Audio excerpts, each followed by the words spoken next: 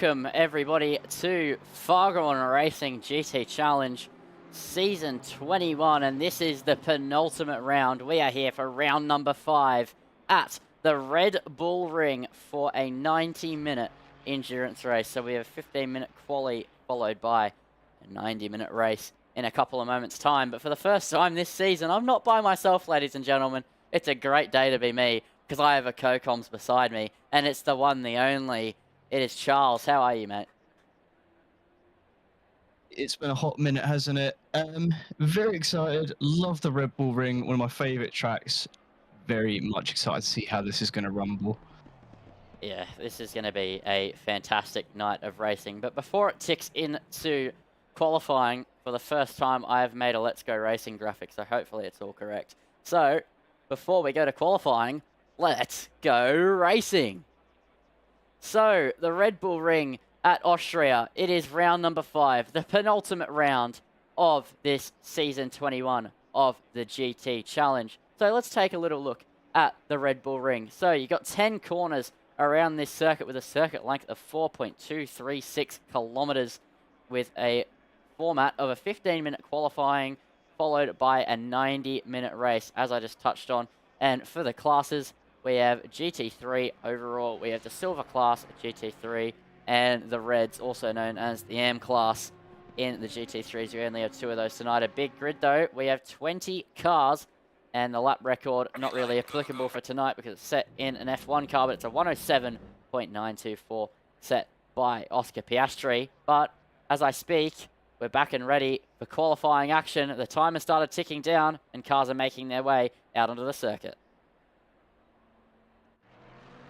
Yeah, it's certainly going to be something special. Red Bull Ring is one of the tracks, I have to say again, I've enjoyed the most. I've raced a lot at. First Endurance was here for an 8-hour solo. And it's just such a great flow to it. It really is. It just takes quite a bit of cojones, I think is the appropriate term, to be honest, to extract the most out of your car in some of these corners as well. So, very interested to see who can shift into the top 3 today, especially manufacturer-wise.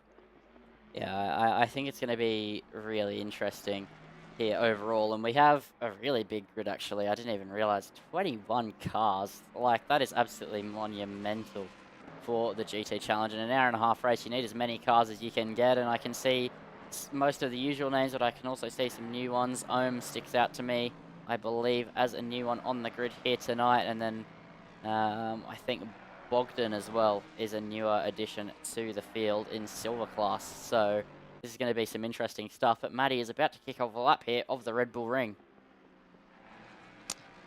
Here we go. Ford Mustang's known for having a little bit of a restrictor nowadays, but coming into this circuit, we're going to have to see how it performs. Maddie, synonymous with the number 4 Ford Mustang. We're going to see how they shift through first corner. How much courage have you got, Maddie?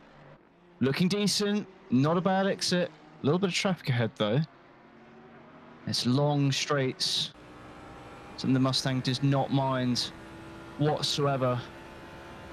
As it powers down here, now hangs all the way to the left-hand side. Trail breaker up to the right. Elevation change there. A little bit squirrely with the steering wheel as they power out here. Nice downhill section that curves to the right. As you just see on the map there, a little bit of slowing. And again, hold off. You can really abuse the sort of track limits here, but it's a fine edge, a very fine edge between glory and invalidation. Come around to nice left-hander here. Get on the curb or just near it. Yep, you can hear it front left there, rumbling across it. Speed's carrying through lovely. This could be a decent lap, a decent start in the upper echelons of pole at the moment, but more laps to come.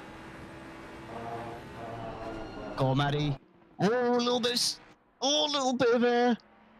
of a moment there, but seems fine. Eats the curb, and I'm very interested to see what it comes out as. So I had to hold you hostage, Lindsay. It's going to be. And invalid. Oh, it is going to be an invalidation. Ooh, see what I mean? See what I mean? Yeah, the track limit's very brutal around this circuit. What does Stevo have? Is his first lap going to be invalidated as well as he comes across the line in the Bentley?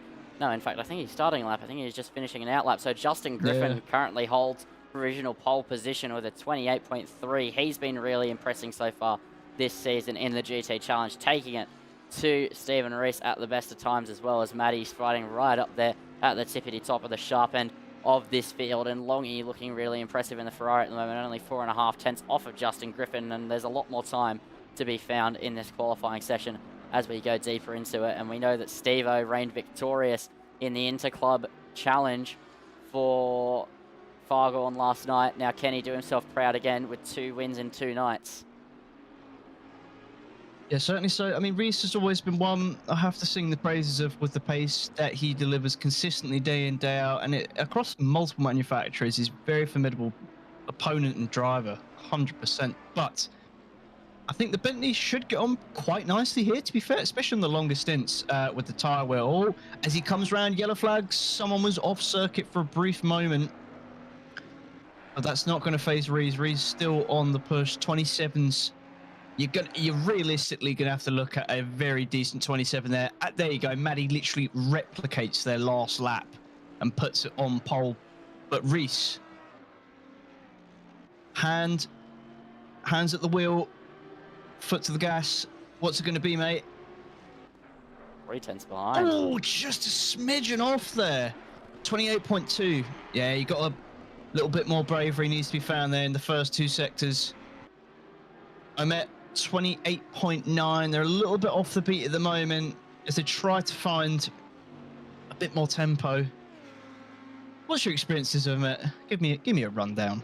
I think that my only experience with Omet was the Suzuka, was it 2.24 hours or 2.4 hours, something like that. Yes, yeah, for Slipstream, yeah. Yeah, Slipstream. I think that is my only experience with Ohm. Well, I don't know if Omet races OR at all. No. So Omet is a European driver. In that sense, I won't dox where exactly they're from. But Omet is European driver, usually racing track EU, some other little bits. Yeah, exactly. Yeah, very pacey in the Audi. Really likes to get it on the edge and just a bit. They've been having some new pedals at the moment to sort of contend with, but Audi things. Oh, there you go. There you go. They're a 0TC runner, and you can just see how it bites them there. Very pacey, but has moments where the car just gets ahead of them. And it's no doubt going to be sensational to see what they put down. Longy there puts a P6 at the moment. No, P2. What the hell's going on to my timesheet? And Griffin, P3, Steve Rees, P4. It's all starting to kick off now. Yeah, it really is. The times are ramping up as Eden Nick comes towards the line, stays P7, but is an improvement. So really close up the top. Maddie, 27.850. Currently holding provisional pole. Longy 2 tenths behind. Justin Griffin in 3rd. From Stevo in 4th. Stevo still lapping around this circuit here. 8.5 minutes to go, just under, in this qualifying session. And in the grand scheme of things, yes, getting pole here would be quite the achievement because it's such a short lap here at the Red Bull Ring. But it's an hour-and-a-half race ahead of you, so it's definitely not your main focus and main priority heading into tonight. Oh, you say that. Oh, you say that. First corner, if something happens and you have to take avoiding action, if you're up close, it is miserable. It's very hard. And if you are one of the lucky benefactors a little bit further down the grid that can slide past on the outside, it can be glorious. It has happened before, but we'll have to see. Very interested to see how it kicks off.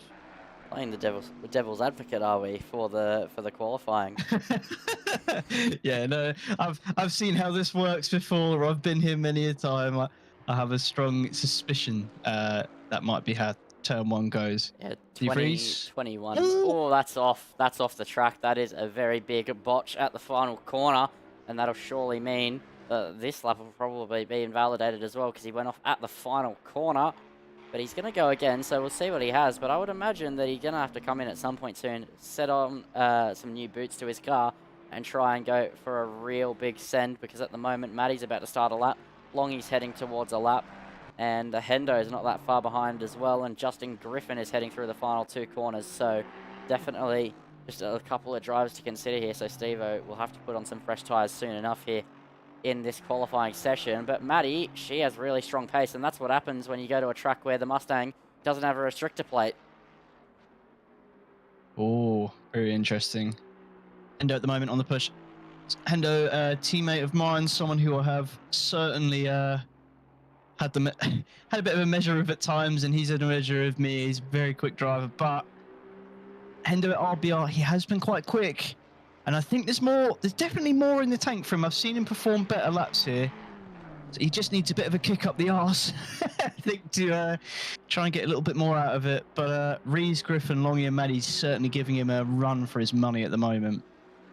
Yeah, definitely, and it's very close, and he's only 600th behind Steve-O, so definitely I think he can get into it if he hooks it up. But Steve-O, for a 5/10 improvement and provisional pole, has rounded the final corner. Has he gone outside track limits? No, he hasn't, and that's provisional pole there for Steve Rees with 5.5 minutes to go. A 27.717, a 10th just over clear of Maddie, and he's already a 10th up heading through turn 1 on his next lap. But what does Maddie have in response? Rounding the final corner in the unrestricted Ford Mustang, heading up towards the line. Is it going to be an improvement? No, it's not going to be an improvement. But Maddie, it is a 28.0, so she's going to need more time than that if she wants to get to Steve-O, as the 46 car going slow on the start-finish straight, potentially just returning to the pits. Let's go a little bit further back. Old Man Racer in the Ferrari with an absolutely stunning livery, by the way. I've said this every single round. But he's heading up towards the line. So cool. 4 tenths up. And stays P12, but closer to MJ. Very nice. A lot of people hanging in the 28s at the moment. And I think it is a real confidence track. You need to be confident in how you're exactly getting the car to move. Leigh Perkins, someone I haven't really seen race here. With the Man City livery, well, the Fargone Racing livery, but yeah, the sensational livery must get back on the car, unless it's an Arsenal livery replacing the Man City livery. Oh, you can pack that in right away. No, honestly though, it looks sensational. Synonymous with the BM has certainly been more accustomed to it, I think, as of the recent series I've seen them racing, and I think we're certainly going to see some improvements from Mr. Perkins, I'm sure. One thing I must note on, the Lexus on a circuit. Oh, glorious. And it's actually starting to find a bit more form as well in Hoggy and Parker. Parker putting down some more decent laps, but come on, son. Give the V8 a bit of revs, mate. Trust me, you won't regret it. One of my favourites. Yeah, you Let's see how won it this gets thing on. at Suzuka, didn't you? I did. There was definitely a change of underwear afterwards, because that was very. You were getting closed in on very quickly. You got to thank your teammate a lot. Your teammate was very quick. Yeah, I don't know what it is with Daniel. Yeah, honestly, well, yeah, I certainly hopped in the car. The brakes started to fade, and then the PSI was off, and I was like, oh no, this is not this is not an optimal experience. So I was definitely sweating in the last laps. But Daniel, what can I say? It's like Michael Schumacher sometimes for some cars. Yeah, it was. Oh, Amet's. Okay. So yeah, Amet's got a bit of a time down now, 28.5. They can certainly go faster. I have seen that before, and I think they're just getting to grips more with the pedals. We can just see it here as we hop inside the cockpit, camera at the ready. Amet here loves to really wrangle the Audi and throw it into some of these corners here, just giving it a bit more of a gentle introduction with the new pedals here. You can see it. Trying to make use of the Audi. Ooh, a little bit of a slide there. 0 TC as per usual. Actually, no, they've got 1 TC on today, which I'm surprised at. Very surprised at. Or a little bit of the gravel there. Yeah, it's going to be an invalidation, but you can just see the way they have to play with the wheel in the Audi to extract the most out of it really is something special. It's a difficult car to get the measure of. It surely is. Yeah, it's a really tricky car to drive, and it definitely takes a driver, but I don't know. I never got along with the Audi. I'm not skilled enough to drive that thing. That thing is a death machine, and I'm someone who mained a Porsche for quite a long time, so... Oh my God. I couldn't drive the Audi. It felt terrible. I was slow. I know a lot of drivers who think the same. That thing is a death machine on wheels, more than even the Honda or the Ferrari 488 without a proper setup in the newest patch. So that speaks volumes. Lord. Yeah, certainly. But But I think the 10th up. yeah, I was just about to say actually, it's all going to be coming a little bit better for Maddie. And they're touching at the moment on provisional pole. They've just got to wrangle it around this sector. Very difficult to maintain the time through. And they're just about done it. It's all going to come onto the last two corners. Be brave, be bold. Oh, skate the curves, drift to the outside a little bit. Eat the curb, She's power the 10th down. up, but that's off, surely. That might be invalid there. That might be invalid for Maddie as she crosses the line, and it was an improvement. Not enough for pole, but it was an improvement. But it's not going to be her day. She has one more opportunity to try and take pole. Steve-O, though, also heading towards the line for one last run. He's not going to improve on this one. He only has a 10th buffer to the Ford Mustang. We're going to go back to Maddie because she'll cross the line first here in these final runs. But there's just under a 10th and a half between them. A ticking clock that's about to hit 0 to signify the end of this qualifying session. And now it's going to come down to the death of it between these two titans in the GT Challenge. Who's going to take pole here for the 90-minute race at the Red Bull Ring? My Lord, it's all getting down and very dirty in the last sectors. And can I just say, top 5 are all improving. It's not over until the fat lady sings. Steve Ree's certainly on the push. Maddie, though, these are the sectors, these are the corners. It matters so much. You need to flow, hug the inside, power out. And Maddie's just had a little bit of a moment there. They're still looking okay on the Delta, but it's not enough just yet.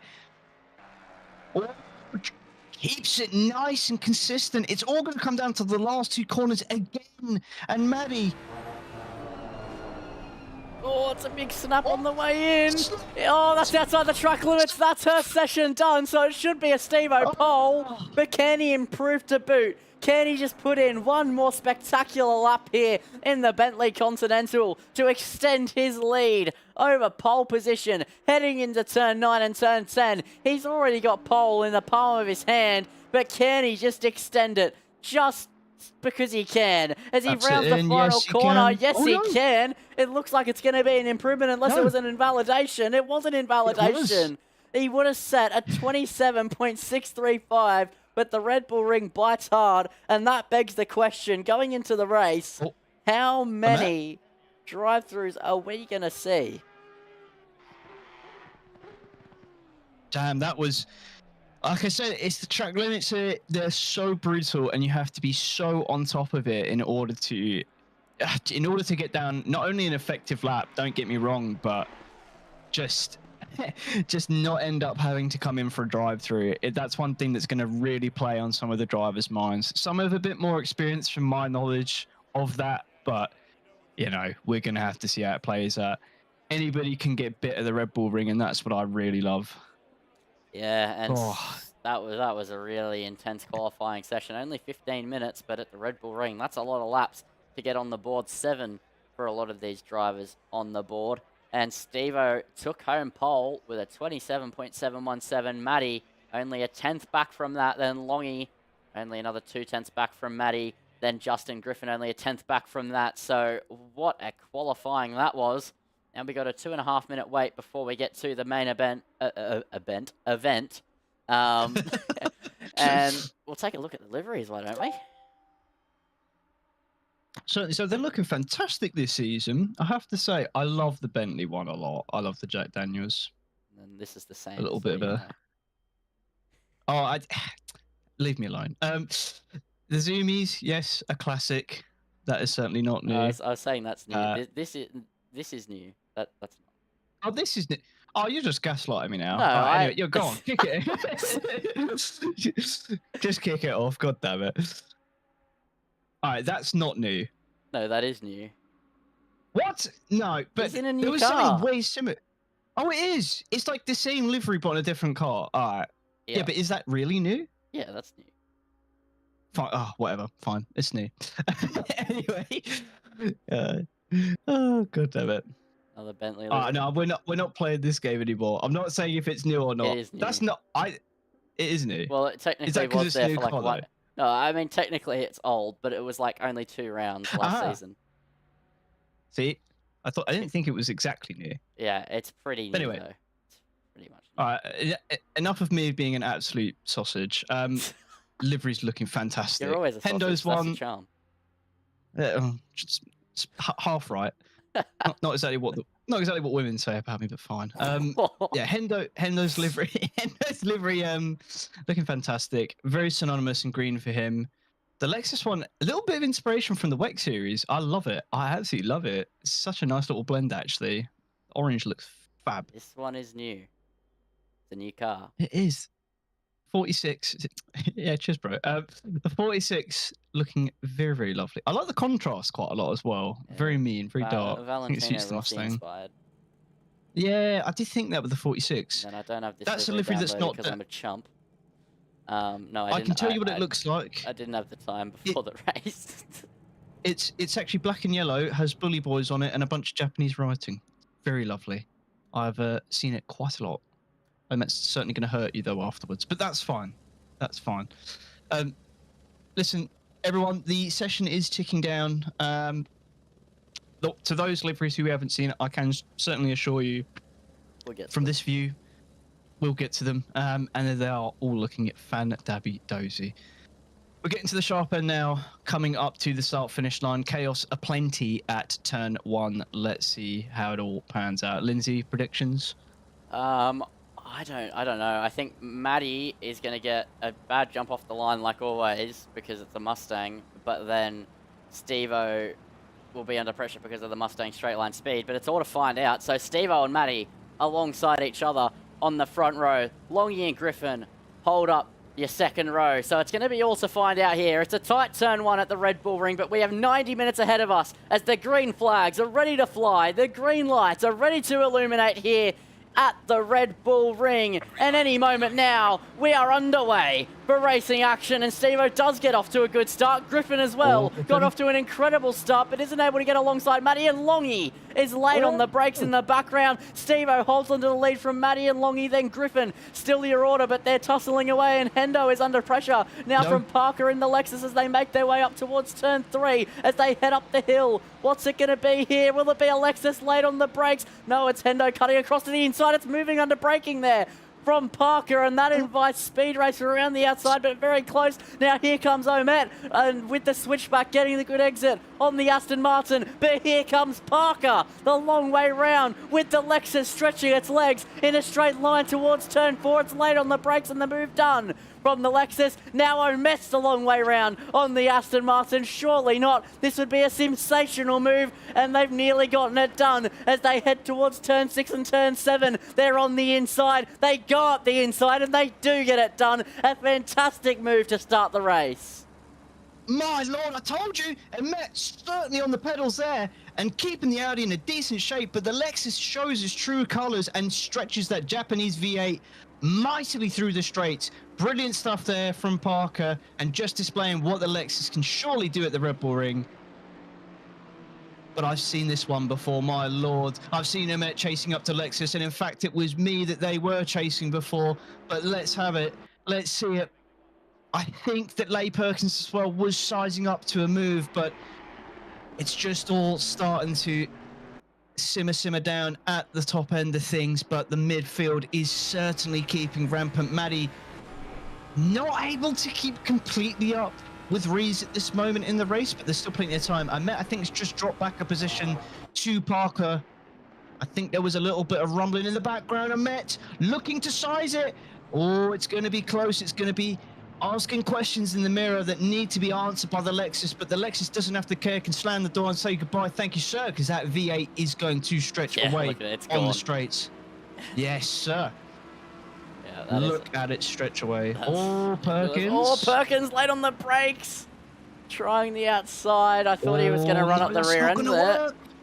Oh, look at It's not there, gonna up work. here. They're swapping around. Hendo has got the run and he gets the both of them from behind, but the Lexus late on the brakes. Surely that's overcommitment there. No, it's not. Now here comes Ahmed Ohm on the inside of Nathan Henderson. Gets it done. Parker now is under pressure, and meanwhile in the background as well, Perkins and Speed Racer are going at it as they drag race now towards turn 9 and turn 10. And this is now Perkins side by side with Hendo, no, now side by side with Racer as they head through the final sector. There's contact between the two of them. Perkins solidifying the place. Now here comes Eden Nick getting that one done. Now Hoggy in the Lexus is going to get it done. And now MJ in the Lambo is going to try and get a move done on Speed Racer, who's tumbled down the order after a bit of contact. Chaos, carnage and destruction here at the starting laps of Austria. This is what I mean. You've just got to be so on it with your confidence, but Oh, up the racecraft front, as well. Reese. Reese?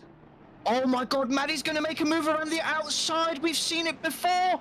The two Titans certainly coming to blows here, and it's going to be nothing but cinema. Maddie tucking under the rear wing of the Bentley. Has the Mustang got the legs in this absolute titanic battle? Goes whoa, all way around the outside there. Pressure and composure, the two words you've got to think about when these two go to blows at the moment. Maddie's dropped back a little bit, but this is certainly far from over. We're only 4 minutes in. Oh, yeah, Nick! Oh, Nick was slow there, as meanwhile in the background, that is Tim Bradley, wheel to wheel with one of the Ferraris. That would be Broads as they go wheel to wheel through turn 6. The Ferrari getting the move done. Fantastic stuff there, but that's a big loss there for Matty because now Steve has got the gap. Matty doesn't have the slipstream. He has the opportunity to do what he does best and try and run away with this one. Will that happen though? Does Matty have the pace? That is a question we've definitely got to ask. Qualifying indicates that she's very close, so Steve-O might not be able to pull away, but going wide, overshooting turn 4 was so detrimental to her race efforts, at least at this point. Griffin and Longy were going at it as well. I believe the Bentley got the move done on the Ferrari while we were watching Reese and Maddie, because I was about to watch these two go locked into battle before I saw them up the road, and it looks like Griffin's trying to get a shuffle on away from Longy at the moment. Meanwhile, Ohm in a pretty close battle still with Henderson and Parker. This is a four-way fight here though, because that Boo Man City livery is still sitting at their rear end. Can certainly starting to catch up here to the pack. They've been fighting and scuffling quite a lot, and it certainly shows. Parker, the one thing about the Lexus is going to be on the straights, it's absolutely fantastic. You've really got to trail brake it into the corners to extract the most from it and adapt to its braking. It's a bit weaker on the braking, but you can, if you just find the way to get the most out of it, it can certainly be quite competitive at this circuit, and Parker is displaying that. Met's going to have a tough time on the straights. They've got to find a bit more pace here in the corners to get a bit closer and just put a bit of a run, a bit more pressure on the Lexus. I've seen it before with them. I know it's possible. But my lord, a sandwich of Met, Henderson and Perkins together, that is certainly something I know all about, battling all three of these drivers. Met, a little bit of a skid there. And you can just see it. I think Amet's starting to slowly gain that confidence, but Henderson is going to hustle behind and Perkins behind on that too. Coming through first sector here. Lexus took that a bit slowly, but it's going to be bailed out, I think, by the V8, but Amet's getting closer and closer. Oh, Lindsay, I'm telling you, it's just gonna hot up here. Really, really is. Yeah, and all the while, we won't look to them yet. They're not close enough together, but Maddie has the fastest lap of this race. She is pushing right back up behind Steve-O, 8/10 the gap between those top two drivers now, as Griffin 2 seconds shy of that, though. So definitely he's got to put some work in. And with this hour and 30-minute race, you know what I didn't check about the format? I don't know if it's open strategy or not, so you know what I'm going to do? I'm going to check that now. It is open strategy. So let's check the calendar, actually. Let's confirm. Yeah, it is open strategy. A 25% chance of rain, by the way, for any of you wondering. So we might... wonder. I was talking to Steve-O yesterday after the Interclub Championship, and he said, look, there could be rain in the middle of the race or towards the end of it, and you can see the clouds forming. The track is getting a big cloud above it. No rain slated just yet, but it's definitely in the realms of possibility. Meanwhile, Ohm closing right up behind that Lexus. They are right there. Omet putting the pressure on. I surely knew it. They just need to get a bit more into it, get the confidence. Omet's the kind of driver as well, psychologically, that just loves to put you under pressure. If you're not used to it, it certainly can be a bit of a test for some of the methods they do put on. But the blowtorch and pliers are out. Let me tell you, the Audi is getting closer and closer to the Japanese V8 of that Lexus. But Parker bailed out there by the power of the Lexus. And Omet's just got to find where the Lexus is weak coming out of the corners and find the send. Oh. You can see it there, really under the rear wing, keeps the power on, keeps it quite nicely. But the grind of the V8 coming out of that corner, giving it a run for its money. Omet has to find where they can find the apex here to get alongside. Oh, it's close. Inside here, this is probably the best part for the Audi to try and get it done. It's a little bit weaker for the Lexus. It really takes a bit of trail braking, a bit of patience and confidence to get it through here. Parker putting up a decent defense. Oh, Omet. Oh, but it's going to be a problem. Hitting the sand. Parker loses some speed, loses some tempo. Omet on the outside. Henderson is watching with popcorn in hand, and Parker by the V8. Oh, it's just going to keep going. Omet into this sector here, second to last corner. Holds under the rear wing. Asks the questions. Out wide, Parker goes. Oh, that's a good exit Omet there has from a bit more Omet. speed. Omet having the overrun there, and you know it's good racing when Charles's mic is cutting out. And now here comes Omet into turn one. They're going to go side by side. Parker forced a long way round. They're so close together. There's contact there on the outside of turn one, and that is absolutely Omet through. But now Parker has the legs in a straight line, and here comes Henderson. The long way round of Omet. He's going to be boxed in on the entry to turn three. Omet's going to have to live to fight another day against Parker, but they have to hold on against the Aston Martin first. Henderson trying the outside line. Can't quite get it done, but now as the exit, Omet's not going to be able to match the Lexus in front. That Speed Racer off in the background. Oh my lord! My mic always cuts out when I get a bit too loud. You know, it's definitely getting too good, but Speed... Oh no! He gets collected! And that is an unfortunate moment there for Speed Racer. We really did not want to see that, but that's the perils of racing closely at the Red Bull Ring, and you're seeing it firsthand. Parker's holding. They're trying to hold that defense. Oh, and on the inside as well. It's three wide. It's almost three wide. Omet gets it done off camera. Gets it done. Oh my god, Omet gets the move done. Hendo is going to lurk in the background here, tucked under the rear wing, low wing for Hendo, as per usual. Hendo Sendo, as I love to call him, is going to just try to find a bit of a better angle here and give the Lexus a run for its money on the straights, but Omet finds a way past just about, and we're going to have to see how Hendo is able to close up to the Lexus. Lovely apex there. I think Omet lost out quite a bit there. Lexus tucked under the rear wing of the Audi. Getting closer, getting closer. Is it going to be a move to the inside? No, but it's not. And you can just see the difference in braking there from the Lexus. Aston there keeps a decent line. Hendo's going to analyze and see where they can find this move and get it done. But my lord, what a battle. What a battle to start. And Perkins is starting to get involved as well. Oh, Lindsay, take the reins. My lungs. Yeah, this is what I was just about to say. You've got a BMW lurking in the background, which you definitely can't count out. It's not the slowest in a straight line, and it's not the quickest in a straight line, especially compared to all the V8s and V10s around it. But definitely still, with the driver behind the wheel, Lee Perkins will be able to get involved. Henderson just stuck in that position where he just can't quite get past either of these two in front of him, but he's just getting so tantalizingly close. But Ohm starting to pull away a little bit from Parker. That gap now 8/10, but we know that that Lexus has a big amount of straight line speed, so we'll see how this develops. We're only, would you believe it, 12 minutes into this race. I don't think I've seen this much side-by-side action out of a Fargone race in quite a long time. They are definitely putting on a show for us here at the Red Bull Ring. This is fantastic stuff for everybody, and because of the nature of the track, because of how hard it is to pull away, and because of the slipstream, I think we're going to see this type of racing the whole way through. Oh, absolutely. This is what I love about the Red Bull Ring. It brings out some of the closest racing. It's all about the confidence. It's all about throwing that car in. And do you know who's catching up as well? Just to make it even better, Hoggy. Hoggy in the damn Lexus. Lexus sandwich. Reaching. Yeah, absolutely. I knew this. I mean, Lexus obviously being one of my favorite manufacturers, coming to the circuit are quite pacey. Even if you're not completely at grips with it, what I suspect Parker and Hoggy have been trying to learn the car, and it's a deep learning curve. Let me tell you. But certainly putting on a show for us, and I love the liveries they've put them in. Yeah, they do look absolutely stunning. As actually, let's move a little bit further down. Let's look to Demon Boost because he's in a bit of a squabble with Eda Nick at the moment as they head towards turn 4. So it's Mercedes versus Ford Mustang. Nick is up the inside now as they head through turn 4. They're going to be wheel to wheel on the exit. Ooh. These are two liveries that we didn't see in the grid walk, and there we go. Demon Boost losing the place, and that is the 666 Demon Ford Mustang. Losing the place to the Mercedes.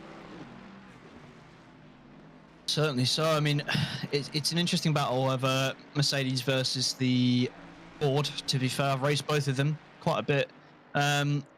Mainly at Bathurst, and seeing at Red Bull Ring is a bit of an interesting one. Oh, Nick. They're going to be sizing up a bit more of a move on roads, possibly trying to get a little bit closer. It rides the curbs so well, this AMG, but you just need to get more out of it. Are we suspecting a map 2 strategy? I'm not sure. Actually, What do you think? Can you sneak that? No, it's map 1. Oh, no, it's a map 1. Interesting. I know it can go map 2 and go very, very long. Yeah, that's the party trick of the Merc. No other car can make it an hour and a half. And Eda Nick seems to think that the Merc can't either, and probably not, but Eda Nick's now going to look up the inside. He's also got some overtaking to do, which is something to consider. And he goes bang, gets that move done. But yeah, I mean, the Merc, I think if you max fuel save map 2, it can just make it an hour and a half. But the time you lose along the way, as well as the tyre wear you're going to get, I don't think it's quite worth it. Yeah, it all depends, really. I think certain circuits it is a bit more viable. I think Red Bull Ring, you're always taking time out of the tyre. It's always one that you're leaning on your tyres for to get the most out of it. And yeah, it's certainly a really difficult one if you want to go long on. I always think you're going sort of a half-half strategy, box for half the time, find where you can undercut. Usually a better strat for me, but you know, seeing how these guys take it is going to be an interesting one. So just the timing on the battle at the front, Maddie's dropped back a little bit, about 1.6. Still got some pace in hand, but Steve Reese is just so damn consistent. Yeah, that's his thing, right? And I was talking about this. I talk about this every week. Call me the biggest Steve Reese fan in the world, as Zach O'Reilly does. I won't deny the allegations. But it's not just the raw pace, which he always has. It's just the consistency is brutal. How can you stay with that? He does the same blistering pace every single lap. Like, here's an example for you. His best lap of the race, a 128.270. His last lap, a 128.275. How do you keep up with that every single lap? Yeah, it's a tough one, isn't it? Yeah, no, he's certainly having a decent day of things, isn't he? And you know, it's going to come down to the stops as well. I do wonder if he takes tyres. To be honest with you, I think maybe there's an argument to not take the tyres, especially for the Bentley. I think for Ford it's a bit more difficult. Eats the tyres a little bit more, a little bit harder to go long on. But you know, you never know with Fargone. That's the beauty of it. I have to say, one of my favourite leagues to cast. Absolutely not alone on that one. I absolutely love casting these boys and girls here out on the track, and yeah, they deliver every week. But an hour and a half at Austria definitely makes it a little bit better because there's just so much time for racing and around a track that is so conductive to racing as well. I think a lot of the other tracks, you know, you think they're really raceable, but then when you actually go to race them in practice that are in the GTWC on this game, you just can't overtake. Then you get to a track like Austria, big straights, big hairpins, big braking zones, and it's just side-by-side action galore. Yeah, certainly. I was just going to start charming the fact, looking at the deltas, Henderson and Perkins both 0.5, 0.6 apiece from each other. Hoggy, about 2.5, starting to slowly come into the mix. Ahmet has sort of put down the tempo.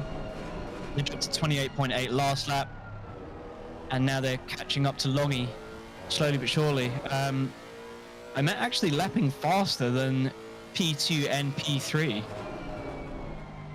So gentle introduction into the tyres, I think, for the Audi, and then now starting to really get the push on. And I mean, listen to that V10. That is absolutely the second best sound in the sim. Honestly, I say this to Emmett, to be fair, it's definitely such a lovely sounding car, and I do commend them for taking it on and really giving it a challenge. Do we want to go to a car with the same engine? I think we do. Oh, yes. And the same chassis. Oh, yes. Very different handling cars, though. This thing doesn't try and kill you every corner. Yeah.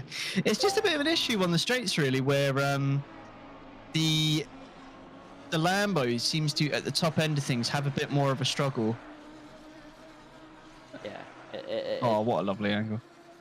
But yeah, that's one thing with the Lambo, I have to say. Like, you get to the top end of things. Oh, come on, try and extract a little bit more out of it, mate. Get a bit more on the inside, have a bit of fun. But man, lovely. Yeah, lovely livery, lovely car. I did enjoy racing at Bathurst quite a bit, but other tracks as well. It's a bit more of a tougher one. Bit of a pedal cam. Yeah, I'm just exploring what I can do with the free cam in future. I've actually never bothered to check how far you can go with it. But can check the inputs as it is. Yeah. But no, sorry, just to chime back in, Perkins Henderson at the moment still right on the rear bumper of Parker, unable to find a way past BMW. Not bad on the top end speeds, but I think it leaves a little bit to be desired against the Lexus. Quite similarities in the handling. I think the BM definitely has better handling, but yeah, certainly interesting. Yeah, I think Emmet's still lapping pretty fast. This race is obviously 90 minutes, and it's going to be quite the endurance race, I think. Even though it's small in size compared to what you'd consider an endurance race, just the way it's sort of formatted, it's definitely really tricky. And this circuit, as much as on paper and for most beginner drivers, it's one of the easiest tracks, it's also one of those tracks that is really hard to do for a long period of time for that fact, because you're not being mentally challenged or tested every single corner. You can't let yourself get into a rut or a bad rhythm. You have to be in a good rhythm from start to finish. And at a track like this, where it's so easy to just zone out, it is definitely a challenge to go an hour and a half. Yeah, definitely. The one thing I will say with the Lexus is it loves to consume rubber for breakfast. I've had that as an experience before. Your initial 30 minutes, you're vibing in the car, you got Dancing in the Moonlight or something alike playing full blast, and then it gets past that 30 minutes and you're just got sad violin music, and suddenly you have no grip left. The thing wants to just drift, and the brakes are saying, I had a fun 30 minutes, mate, but this is all you're getting out of me. I'm on strike now. So I think the Parker's slowly starting to come to that realization, as every great Lexus main does. But yeah, we'll have to see how it goes. Yeah, 100%. And the Aston, on the other hand, the complete opposite. Mr. Consistent, this car. Absolutely. I mean, I'm the biggest Aston glazer in the world, so tell me if I'm going a bit too far. But it is just really consistent. It's very stable, and it never really goes off a cliff. The only thing that you've got to be vigilant about is the fact that it's very choppy under brakes, which I guess for me is a good thing, because I like the cliff of the car. But for a lot of drivers, that's the only thing about the Aston that can potentially catch you out, is how much it just bites in when you release the brake. But yeah, it's really consistent, really good on tyres, reasonable on fuel, but it's never, except for a few odd one out tracks, it's never really the quickest car. It's just a strong choice everywhere. I think the only issue with that car currently, to be completely honest, is just the washed pilot currently sitting in the cockpit. No, I'm joking. Wow. Throwing shade. Yeah. Throwing shade. No, Get out on the track. Get out on the track, Charles. Yeah, no, I mean, he had the better of me last time, to be fair. But Hendo, me and him love to have a little bit of banter, let me tell you. But Oh, he's certainly he's been very quick at the Red Bull Ring in fairness, and he will put down some really reasonable laps. And he knows he's a smart driver. He knows how to go long, how to make the setup even deliver more for him on a longer stint. And that's one thing I've always really credited Henderson for. And when I was certainly new in ACC, looking up to him, that was one thing I always saw from him, how he could really get the most out of the Aston. Yeah. And he's just not all a little bit slidey. Yeah, he's certainly on a lower wing to not eat the tyres up so much. I wouldn't be surprised if Hendo doesn't switch tyres and fills up the fuel a little bit and just looks to try and make some undercuts happen. Yeah, I think you can see just here watching inside in the cockpit with the helmet cam, you can definitely just get the sense that this car is snappy on the brake, because every time he hits the brake pedal, you can see his steering wheel moving right and left. I don't know if he'll do it. Yeah, you could see, you're turning left into a straight braking zone because the car pulls to the right. But yeah, that's part of the art of driving the Aston. It's once you get used to that little braking shimmy it has, I guess that's what I always when I drove it on ACC. It's very intuitive, and I think that getting the pace out of it to a certain point is really easy, but then when you get to sort of Hendo's level, you've really got to appreciate it, because the car takes a lot to go further than the average good pace. Yeah, certainly so. Hendo's always had the Aston hooked up. Used the Lexus a little bit as well, bless his soul. But my lord, he's certainly putting on a little bit of a show today, just drifting over the curbs there. One battle that we've not touched on, which I was actually going to say, funnily enough, you've read my mind. Ianik is on the chase to Avol Bogdan. Yes. And that is a Slovakian driver, if I'm correct. Yeah, it is. Is it Slovakia? Yeah, we're going to get in trouble here. It is Slovakia. No, I'm right. I've got my geography right. Okay, FIFA pays off. Bloody hell, Lindsay. Sorry, I'm getting flashbacks to qualifying in Interclub last night. Losing my English. How I passed my geography exam, I played loads of FIFA and found free agents from such countries as Slovakia. Ah, yes. As we can see, Bogdan has got the rear view mirrors very full. Oh, Yannick holding the left-hand side. Great camera shot. Defending, but the switch back. Oh, I think Iannick's got a bit. Oh, goes wide, but you know, the better apex there. Germany versus America. Who's going to come out on top? It's going to be an absolute slobber knocker coming into this sector here. Who's braver on the brakes? No, Bogdan decides to size up the long state of things and decides to let Iannick go through. Different classes, but all for marbles, nonetheless. Oh, Bogdan's actually still looking to come back a little bit into the swing of things. Yeah, I've got a question for you, because I just heard a saying that I've never heard before. I'm going to assume it's very British. Did you say slobber knocker? I did, yes. What is? That's not really a British thing. I think it's a more American thing, to be honest. I've never heard it. I feel like I'm either going to get yelled at in the chat for not knowing what it is, but so it's an informal term originally from American football, relating to very hard-fought or physically aggressive contests or violent collisions between players, often described as an aggressive style. So that's why I brought up the old slobber knocker. It's a new one. Yeah, I mean one that I learnt recently. It just popped up on my For You page on TikTok, and I've been waiting to use it. Is like water off a duck's back. Is that a new one? That's not a new one, but it's a new one for me. I was gonna say. It popped up on my on my TikTok, and I was like, "That's brilliant! I'm gonna use that at some point." But the opportunity hasn't popped up in the last week for me to use it for the first time. Hey, that is a typical British saying. I love it. I use that on a very weekly basis. I won't lie. And I think if you want to apply it here, right? If I wanted to apply it here, I'd look at Steve Rees and say that most of the aggression that he's felt in the opening laps was water off a duck's back. Hasn't really been phased, just kept consistent. Nothing really has kept him, kept him stressing at all really at the moment. He's about 2.4 away from Maddie, keeping the pace down, and Griffin. Oh, the that gap. timings were going. Yeah, how big that gap Yeah, is when you're just off the rib on people. It's huge. it's certainly still.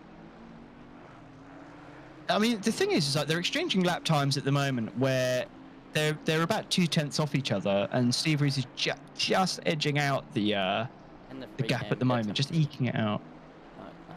I'm at the moment is doing about 29.1s. I think tyres on the Audi are starting to phase away a little bit more, starting to feel a bit of degradation, but they're getting the gap down to Longy at the moment. They were half a second quicker on that last lap.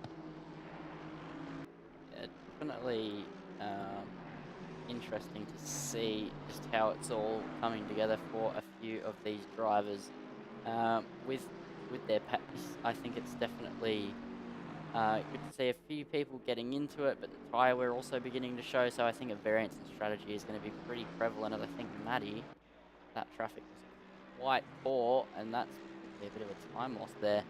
If I had to guess out of turn 1, trying to get past Lee, but yeah, a little bit of a lull period in the race, just these two mainly being the two close together.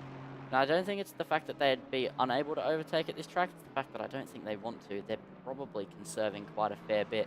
We're already 30 minutes into, or not quite, but about 30 minutes into this 90-minute race, so you've got to be feeling the tyres at this point in time. Yeah, definitely. I'm a bit surprised that Perkins has dropped off the pace quite a bit. BM's usually quite consistent, to be fair. So maybe probably a little bit of a moment over the curbs, but Hoggy is... Oh, Hoggy's under a second now. That is danger territory for Leigh Perkins now. I think it's going to really start to boil up here. Especially because Lexus getting in that slipstream, it's going to really start to put on the pressure. It's not going to be easy.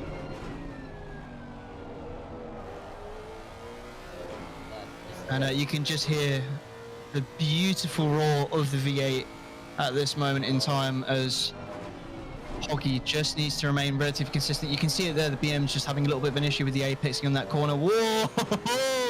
Hoggy has found the loud pedal as they try to almost drift a little bit with that rear right tyre by the looks of things. Yeah, about now 0.6 off of Perkins. I think it's certainly going to be crunch time for Perkins. They need to try to find a bit more tempo in the corners to sustain this battle. Oh, beautiful there. Beautiful entry. Be interested to see TC2. Have to say, I don't think you get as much grip. You get more grip conservation in terms of your tyres. You won't be having as much attrition, but the turning will be a little bit more difficult. Oh, no, TC1 now. Interesting. Bit of a switch up from Hoggy there to try and make it a little bit easier to handle. Probably also just changing it as well, just considering the fact that, like, the look. Yep. Very nice. Yeah. Power it out. So I think that the reason behind Hoggy changing his TC settings would just be he doesn't want the TC to activate too much out of the slow speed, but then through the high speed he wants the extra grip. Yeah, understandable. I do the same with Rouge when I was in the Lexus for Spa there. Really helps it just manage to get through. Oh, and you can see Hoggy there just slowly coming into view.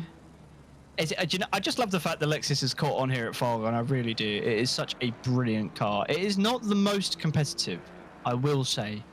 However, Hoggy is having an absolute show of it. Yeah. He's not on the land of Down Under, but my lord, is he coming at it like a kamikaze pilot. He is absolutely sending it here on Perkins. Brutal. A little bit. just a bit of the British the British DNA coming out. Yeah, certainly so. Sorry, I'll tame myself here. No, it's fine.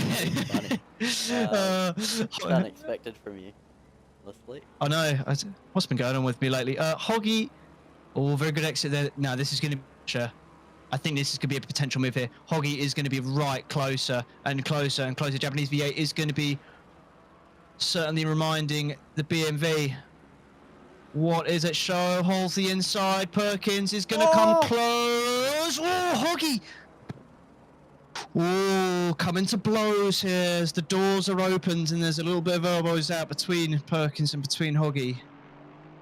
Now that was very close. That's going to get hotter and hotter through the race.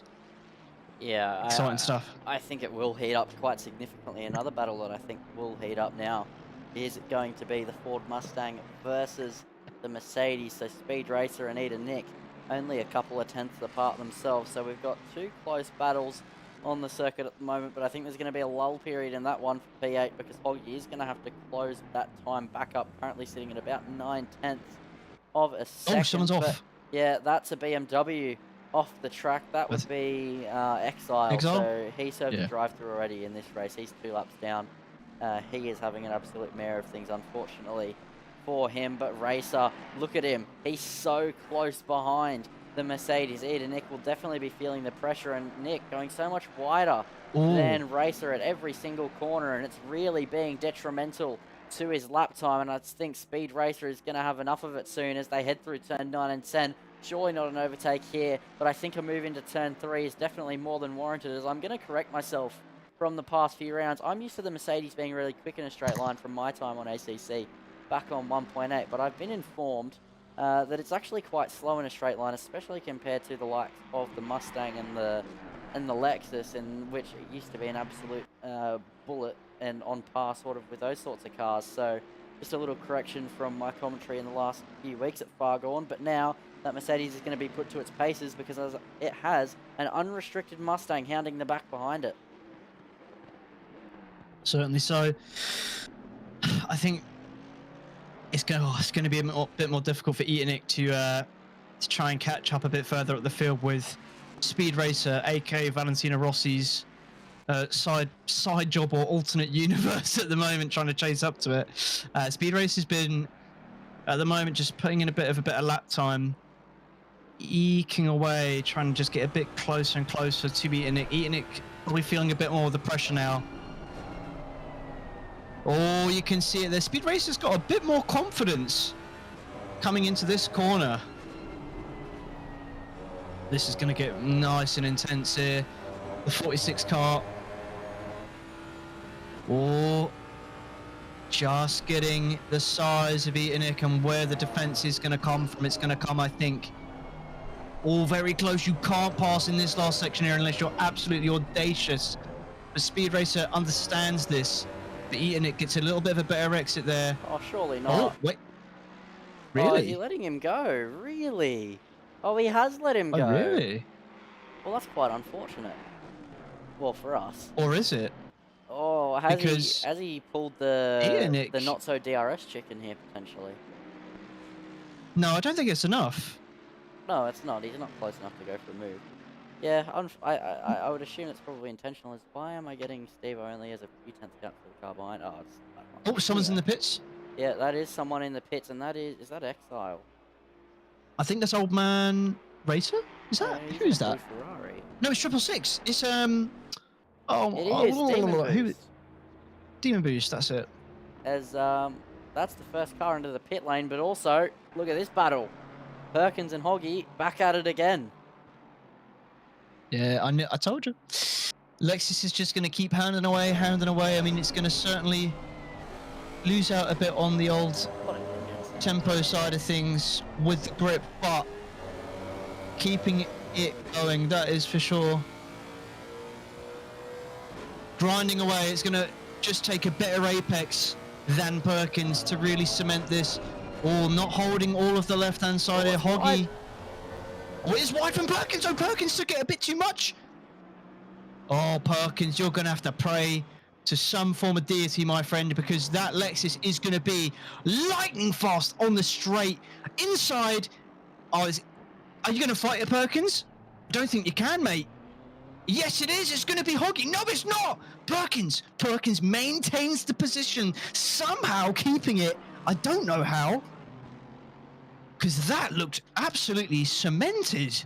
Yeah, that looked signed, sealed, and delivered there from the Lexus, but I think that the BMW traction is what saved it inevitably there, as now we have another battle to look at. It's McLaren versus Ferrari. It is Tim Bradley versus Old Man Racer, and both of them in very, very nice looking blue liveries, and they're about to have at it, these two, and they've battled a few times over the past few weeks, but it's good to have another battle to look at here. We're 40 minutes in, basically, into this race, and still 2 battles going on at the circuit at once, pit stops to be made, and a lot of racing action left unseen. Certainly, Old Man Race has got a very nice blue Italian mobility scooter by the looks of things. He's currently lapping quite. Yeah, I mean, 32s at the moment, like, you know, not too bad at all, especially for this pace. Like, it's just trying to find where you can have a bit of a better apex than the McLaren. McLaren falls away on the tyres quite a bit. The Ferrari, quite a king of consistency in fuel, and it can be quite well in the tyre as well. So, oh, not bad there, kept it. But it's not enough yet. McLaren gets a better exit. Definitely one battle to watch between these two. Who will it be? A very fast Italian mobility scooter or a Macca? Oh, Oh no! Bradley's gone off! Bradley's gone off! It was a caster curse and a half there. Sorry there, Tim Bradley. But yeah, it looks as if it... Oh, coming back on though. I think the battle's not over yet.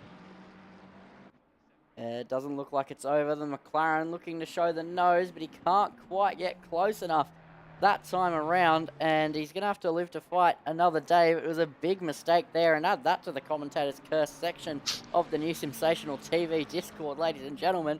Get around it, and that is Charles's first curse since the Discord server's been out. Oh yeah. Oh, that would be a nice addition, wouldn't it? I can imagine that's going to populate very quickly when I'm on the cast. Seems every cast I do, I have someone who ends up suffering as a result of my words, so I apologise. Well, That's what kind we're of. here It's still for, though. cinema. Yeah, we're true. not actually here to entertain the ladies and gentlemen at home. We're here to enjoy the commentary curse. Certainly so. Tim Bradley's going to have to find a bit more pace. Maddie's actually become closer to Steve Rees. She has actually. I've been monitoring the gap a little bit. It's Yeah, similar, it's though. Like it goes 2 tenths in and then 2 tenths out. Let's see how it pans out. Amet is catching. Amet is catching closer and closer and closer to Loggy. Yeah, so Longy last time around the track at 28.7. Oh wait, no, sorry, 29.2. Omet last time around the circuit, 29.2. So damn near identical on pace, but Longy battling some traffic that time, clearing the traffic, but then look behind now. Ohm has to deal with the Aston Martin that gets out of the way at an inopportune point around the lap, but it's better than not getting out of the way at all. But Lee definitely just holding up Ohm a little bit there, so it was a 30.5 to a 29.4. So that gap well and truly closing, and Ferrari versus Audi is definitely an interesting fight. It's V10 versus V6, and it's Italy versus Germany for all the marbles here at the edge of the top 4, and yeah, this is going to be interesting. What? I actually don't know. You never see these two cars battle. Which one of the two has better straight line speed? It's a good question. I suspect the Ferrari. Yeah, I suspect the Ferrari. It's really close. Yeah. I think on the gears, like, the Ferrari has a better top end speed, but I think in the acceleration department, the Audi has the winner there. Naturally aspirated. Oh, Omet's going to start to harass, hustle, and pester Longy in the mirrors here, and I know certainly the kind of pressure they can exert. Omet is going to be starting to put the vice grip on at the moment onto that Ferrari, and I've certainly seen it before. Omet's going to close up. We're in for something special. Get your popcorn. Yeah, and it's really close between these two at the moment, and you know, we've seen Omet already go for it in earlier stages, and Omet's just unlocking more pace as it goes further and further into this race, and now Longy is going to be met front hand with it, so he's going to have a big defense ahead of him, but it feels like a little bit too long to be saying a big defense because you've got 48 minutes to go. I think it's just going to be a big battle. Oh, Omet more confident on the apex there. But still, we're going to see how both cars deliver there, but the Audi in a slipstream is still quite potent. And as it stands, Ahmet's just sizing it up very close there, letting the car drift through. Perkins there taking their stops now, doing a half and half, which I did anticipate. But, oh, you can just see it here, Ahmet. Oh, no! Oh, no! They're going to seed that. Longy. They'll seed that. Yeah. Yeah, they will. What's going on? They're going to let him pass? They're going to let him pass? What's going on? What's going on? Oh, no? Yes? No? Omet slowed up to let Longy through, and then now they're just... I think Omet just let him catch up and then said, oh, but I'll take the position, though. I think Ahmet will let this through, knowing them. Yeah, they will. Oh no, no, they won't. Are they going to do it at the start finish? Maybe I'm not sure. start finish or into turn 3. On that downhill section, it is easy. I think sometimes with the braking where you just overcook it a bit. No, I think Ahmet's going to start to just drive away now. Yeah. Yeah. Woo! I mean, they all Spicy. Obviously, all the drivers are mandated to be in a race control call with one another for these races. So maybe Longy's gone, oh yeah, I just broke a bit early, or oh, don't worry about it, you were closing quickly anyway, so just have it. But still courteous there from Omet to at least just hold up a little bit to see if Longy wanted to go back through. But I think we're going to see that Audi drive away off into the distance. But surely, I mean, there's a long time to go in this race, but 9.9 seconds to who I'd argue is the third quickest driver in the GT Challenge. That's a hard task. My lord. Well, say one thing that has certainly piqued my attention as well is, a little bit wider. Speed Racer's chasing up to Tim Bradley at the moment. Tim Bradley's still 1.5 on Old Man Racer, who's I think earned my favorite name award. Oh, 86. Love it. Oh no, Ahmet. Oh, that's Ahmet. That's Ahmet.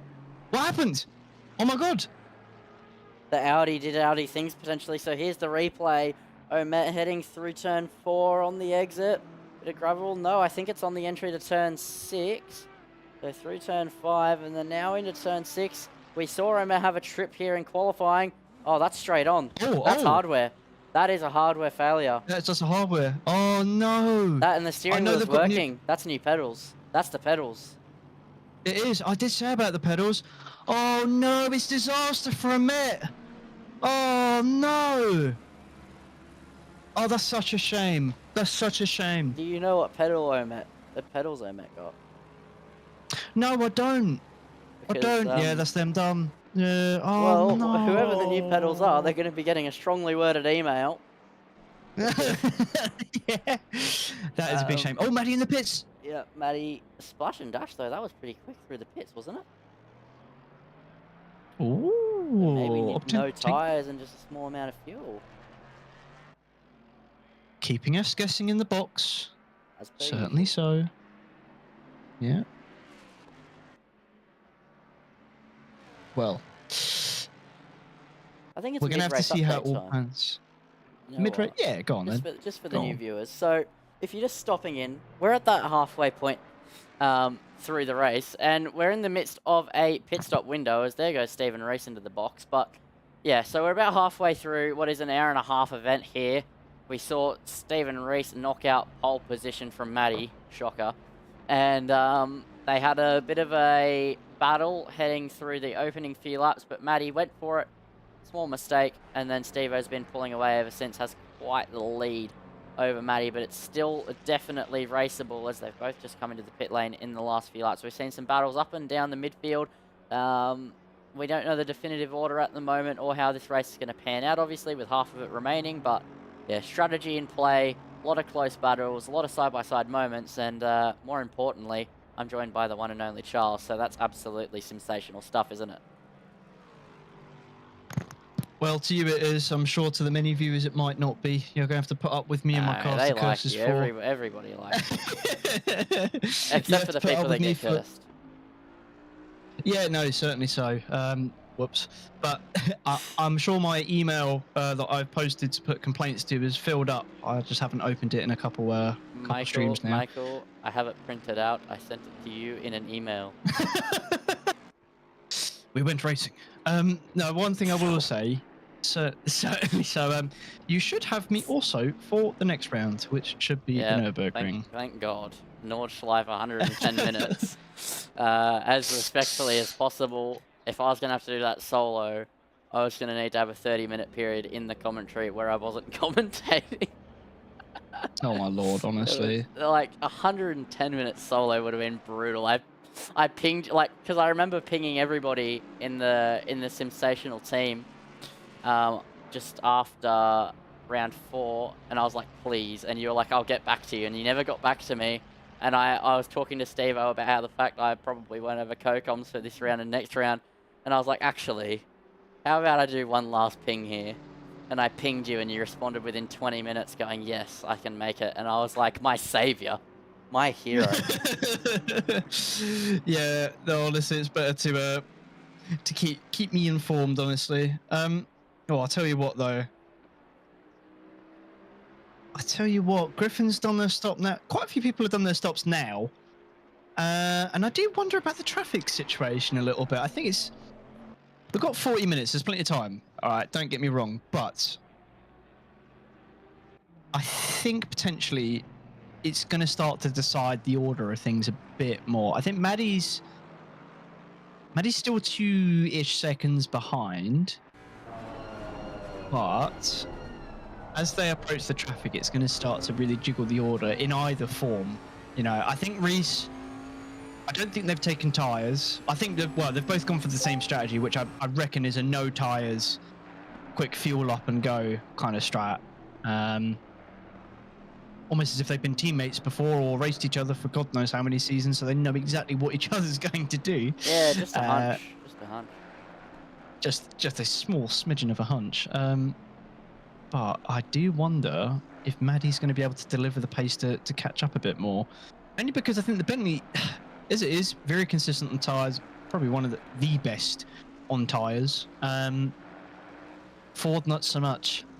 It's going to be a hell of an uphill battle, I think.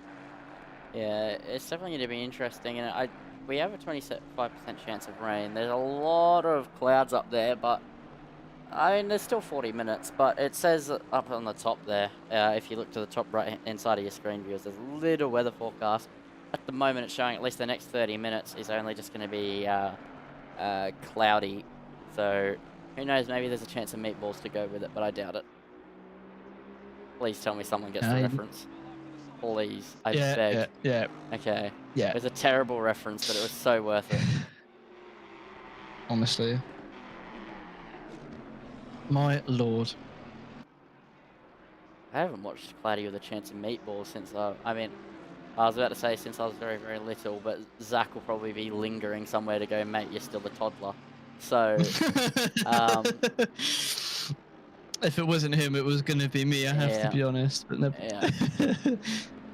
It's fun. Oh. Do you know what? Wait, MJ... Oh, no, it's not for position. Oh, right. I actually hadn't clocked that. I, for some reason, thought it was Bogdan. I was just looking at the gap. Oh, yeah. Bogdan's just back here. Turn 4. Pavel is just having a good day of it, to be fair. P8 at the moment. I don't think they've done their stop yet. And you haven't got the livery. Unbelievable. Oh, okay. I'm sorry they put 2 liveries into the mix moments before I... No, sorry, it was while I was broadcasting the F1 just before this. And so, and the F1 interviews finished up 6 minutes before the race start, so I had to get the broadcast going. My apologies. No, this old man's through. Oh! That's a good move. I mean, it was off a mistake, but that's how you do it. As Bogdan, actually, speaking of, into the box.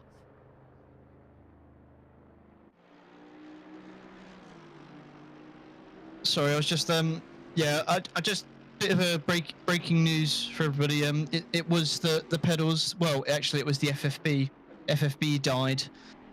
pedals were fine. I think Emmet's just been learning the pedals a bit more. Just to give it a context to people, they certainly will be back in Fargone. They've enjoyed it thoroughly. Okay, So that's good. But can we get news on what brand the pedals are? I want to know what pedals Met got. oh yes, I will find out. I will find out, certainly so. Yeah, it's research Getting time the for our head journalist here at Sensational TV, which is the British person always has to be the journalist. Honestly, Also, yeah. you do police work, so you're the better investigator. If you ask my workplace, that might be a Hey, different conversation, hey, but alas. Is Zach saying Longy's smashing it? Well, we're in the midst of a pit stop window, but yes, Longy is still smashing it. I believe it's provisional P4 in this race. Once all is said and done with the pit stop, Steve-O leading by about 2 seconds or more over Maddie. At the moment, yeah, about 2.1 to 2.8 seconds, depending on where they are on the track. So Steve-O looking to knock out a race win here the night after he won in the Interclub Championship.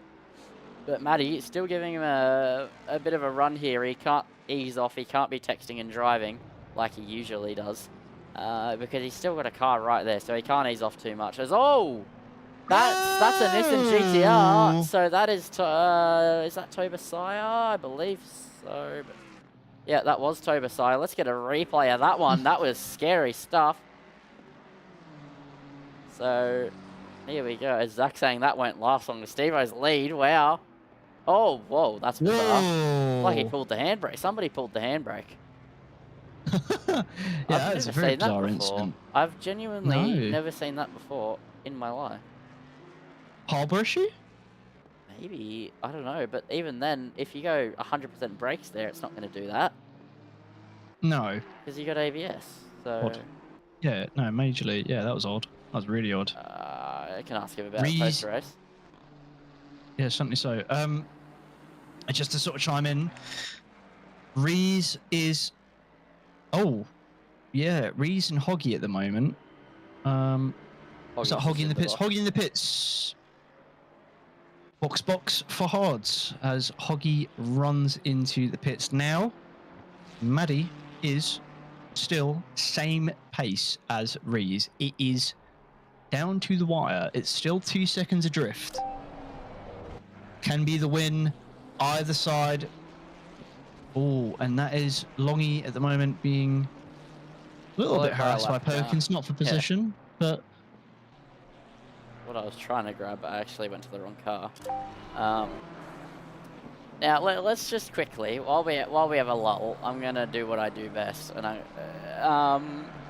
well, not do what I do best, but do what I do worst, but I like doing it anyway. Premier League talk. What team do you support, Mr. Britt? Oh, this one of my favourite sections here. Chelsea. I'm a Chelsea fan. I've been my whole life. Named after a midfielder, Charlie Cook. So yeah, a little bit of a thing on that. We can both agree that this is not ideal. Yeah. No, certainly not. Premier League talk here. I think Man City will. I mean, they were looking brilliant in their first opening game, and I think will be for the opening stints. They seem to have found a bit more form again with the new signings. So Perkins will certainly be happy, as they will be with the current livery of their car, which I do like. I have to say, I do admire it. I have thought about putting considering it's a City livery, it's nice, but yeah, certainly so. But it's also a City livery. As Zach, that isn't Discord notification, so basically, just for a bit of context as to what that beep is for anybody watching, it's whenever I go into free camera, when I hit F7, metal screenshots, and it makes that noise. So that's what happens when I go through into free cam. But it's not me, Zach. Don't hurt me. Yeah, it's me. But yeah, no, I think City's gonna have a strong start to the season, unfortunately for everybody. But my team signed a striker to come second again, and I think I think that Liverpool will probably knock it out again. If I had to make Premier League predictions, really? No, I thought they were a bit slow off the mark, to be honest, with the new signings. I guess we'll see. Kirka's had a... I don't know. I think that us having a striker for once in our bloody lives could actually be helpful, but are we going to break the second place curse? I don't know about that one. Oh, Gyökeres didn't look very strong on debut, to be Riley honest. just chiming in saying City's the best. Mate, you sound like my City's the maths best. teacher. My maths teacher at school is a City No, fan. no, no, no, no, no, no. There's no way. Why? Okay. Anyway, let's avoid that comment like the plague, because that is an incorrect opinion. Yeah, we don't Nevertheless, need to worry about Zach's opinion in this case. Until he fires us both live on the spot. yeah, literally. Oh, bless. No, I have to say, I don't know. We'll have to see how Chelsea get on. To be Zach fair, it was a says, Palace have been. I've been City since they started. Was United before. No, you changed sides. You changed sides. No. It gets worse. No, traitor, unbelievable. I just don't find, I just don't find anything to particularly like City for, apart from their massive Saudi 5-10. budget. Oh, 5-10s at the moment. Oh So no, that's Dave Ross as well off the side. What happened there? It's Zach saying, the rage bait. Oh no, we might have been done, I don't know. I don't know if I believe it. We're going to have further investigations here, Mr. Police Officer. But what has happened here? Oh, it's a murder scene. Oh. Get Charles at the turn 1 exit. Get the chalk out. Get the chalk out. Please move away from the border. No, fucking... Oh, TOS. There we go. There it is. It happens at least once a stream. Yeah. I nearly dropped it earlier when I had my stutter and I ended up not finishing the words. There we go. Into the manager's office for me, I think. Yeah. No, honestly though, that was I don't know what to make of that. I think that was, I'm going to be nice to let you through, but also this is a very fast corner, and that's probably not the way to do it. Yes. Or it was a lack of confidence into the corner. But Old Man Racing now finds a way past it. They're not going to have any dramas there, but whoa. Not good stuff there, unfortunately. But it happens. So is racing, isn't it? But it's for position. No, that was Dave Ross. It's Dave Ross and Jay Lee. So it is for it was for position. Oh yeah, I thought the incident at turn 1. I thought it was blue that flags. was position. No, it was position. I'm a sausage. Well then, the Reds are getting a bit racy then. That is delightful to see. But Lee, quite a bit damaged, gonna have to find a bit more pace and chase back up towards Ross. I have questions for you because I have been yet to figure it out, but you're actually usually pretty good at figuring this out when I call with you, as you were at the Nords last time we did Fargone together. Mr. Championship Man, could you do some research because it's the penultimate round of the championship? What are we looking at standings wise? Yeah, let me run the numbers. Give me a moment, everybody. Because I am absolutely, I'm shocker. I'm a shocker when it comes to point systems and stuff, unless it's like the F1 point system. I can't remember it for the life of me, so I can never do the maths. As Zach's saying, Coventry City was actually my original team, as my uncle was one-eyed supporter. Bless. I respect that. Here are standings for you. Just tie. Right, so we're going to do the Reds first because that's just the easiest. Grundle P1 with about 1,189 points. Jason Lee second, Dave Ross third. The difference between Jason Lee and Dave Ross is 2 points. So that should tell you all you need to know about that.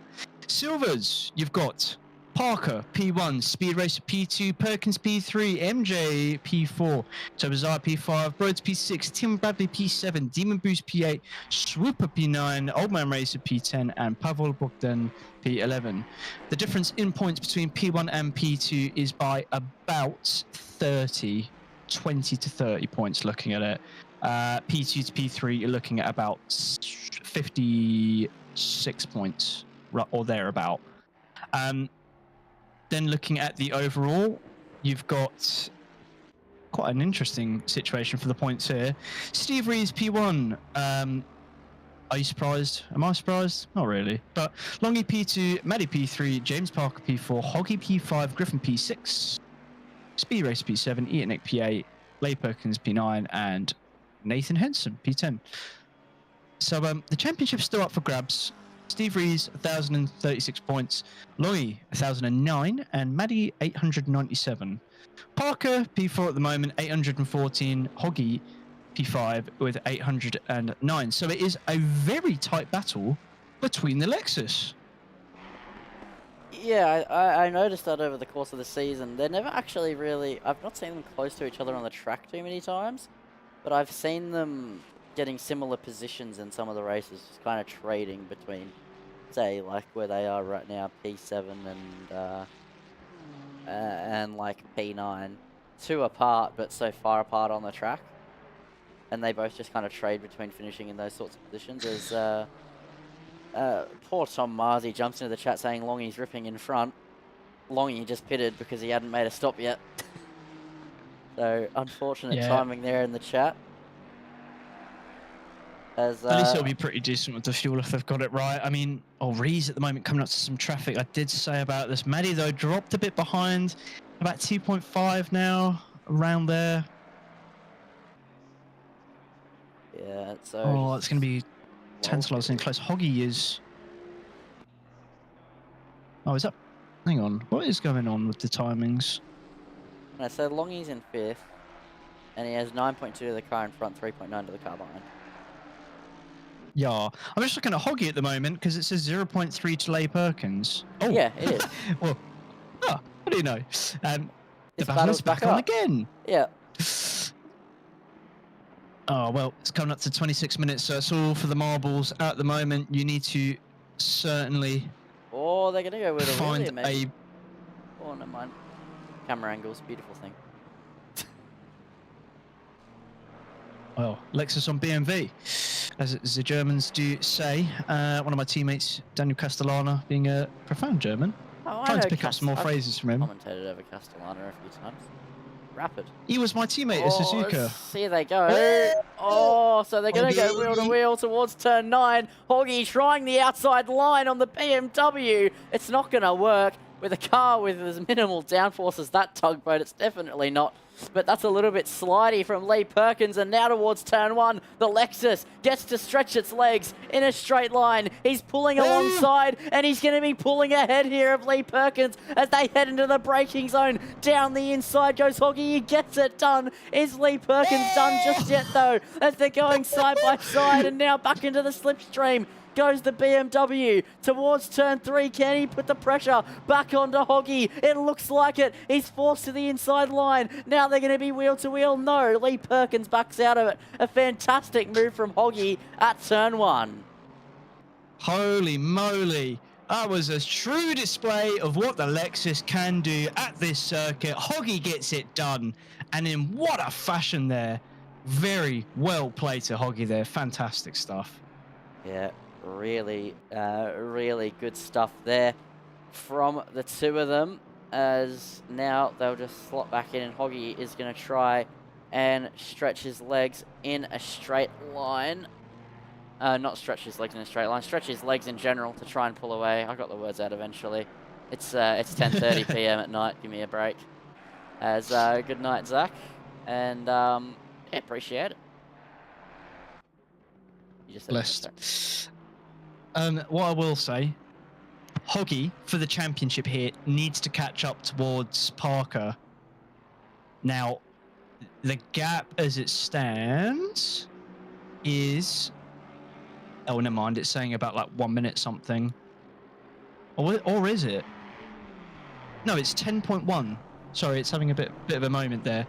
And as I take the mic over as one of my colleagues runs away. I won't say why.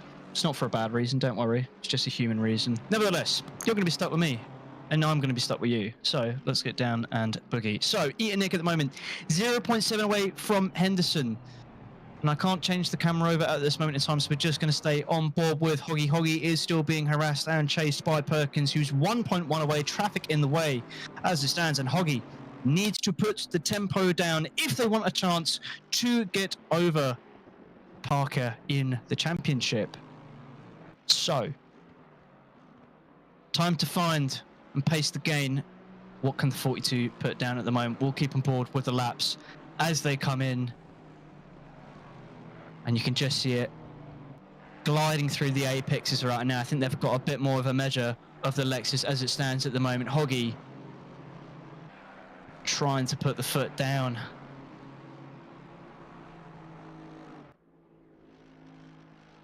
And you can just see Fargone there in Japanese as well, just to make it even better. I absolutely love that livery. It is fantastic.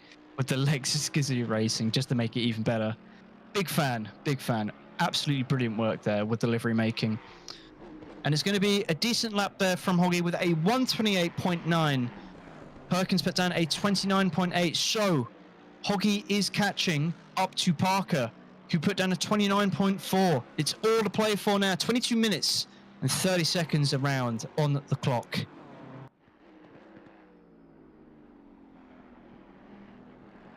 And it's going to be sweaty in the cockpit. You've been an hour already. You're feeling a bit more tired. You're feeling a bit more fatigued, but you know you've got to push. You've got to put it all on the line. And in each corner, you know, it can go wrong. There's the sand there to your left. There's invalidations to your right, but you're in the middle trying to push it and make it work. And Hoggy coming into a little bit of traffic now with the 48 just ahead in the red class, the D Ross. We're just going to see how they glide through the corner here. Holds it towards the inside. No clip curbing this time. It's just going to be trying to get it through. D Ross has a moment there and comes off the circuit. Yellow flags are out. Hoggy avoids that and keeps it pushing. It's going to be a little bit of a slower lap this time, I'd imagine, but they're still on circuit and they're still pushing.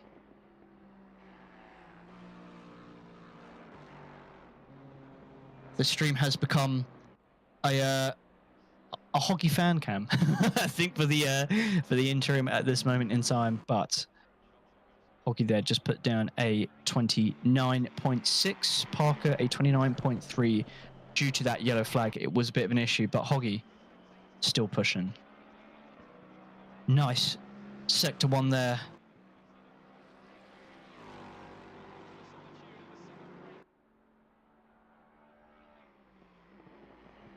And you can just see how the Lexus likes to sort of trail brake into this sector. You need to really work on keeping the speed through that uphill section. Oh no, and Tim Bradley's got a drive-through penalty there. No doubt for track limit infringements. Which is going to put a real dampener on their championship. That is certainly so. It's going to give Bogdan and MJ a chance to come back through. And Hoggy at the moment. Ianic there takes their stop now. So I'm not too sure exactly what is occurring there or what the strategy call is.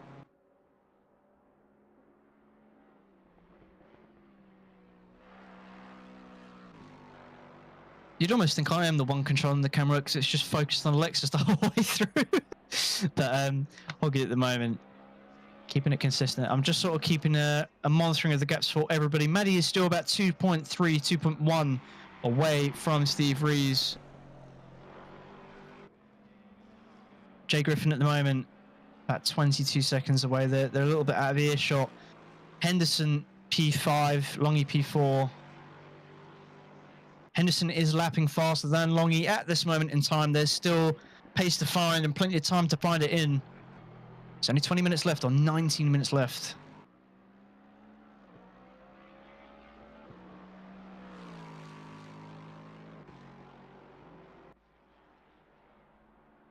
Hoggy at the moment. Laps are tumbling down there. They're catching, slowly but surely catching up towards Jay Parker. They're doing better laps. And I feel a door open. I feel a bit of rustling in my headset. I think somebody's back. I am. Somebody back? I am. Somebody's back. Yep, so sorry about that one, but I have returned to the commentary box and it's 20 minutes to go and oh no, Bradley's gotten a drive-through. Yeah, so just to catch you up, drive-through for Bradley, pace aplenty for Hoggy, as we've kept on board as a fan cam at the moment. I am his biggest cheerleader at this moment in time. I should have put it on the auto camera. Yeah, whoops. Oh, well, it's fine. Yeah, as you can see, oh, Maddie actually lapping still really consistently, and it's still about 2 seconds apiece for the pace between them. Yeah, it looks like they're about... Okay, so 29.0 from Steve-O that lap, 28.8 from Maddie that lap, so that's a bit of traffic, but they're within 2 tenths of each other almost every lap, so I think that if Maddie hadn't made that mistake and had that drop-off in the first stint, after she tried to go for it on Steve-O, they'd be within 6 tenths of each other and battling for sure here, I think. Yeah, 100%. Yeah. 100%. It's going to be interesting. I think Maddie's still got the potential to climb up towards Reese, but it's just gonna. It's so deadly close, isn't it? 2 seconds apiece. Yeah, it really is, and the thing is, right, you've got 78 slow. Sorry, just to change the subject. Who's 78? Tim Bradley. That's just him stopping in the pits, but for some reason the game thinks it's a yellow flag. Love that. Hang on. Did they do the drive-through but stop in the box? Oh wait, yeah, actually I didn't even clock that. What's happened? Oh no! Oh no! No, I think they would have crashed. They would have crashed in return. That's why it's yellow flag. I'm trying to get a replay here, but it didn't take me back far enough.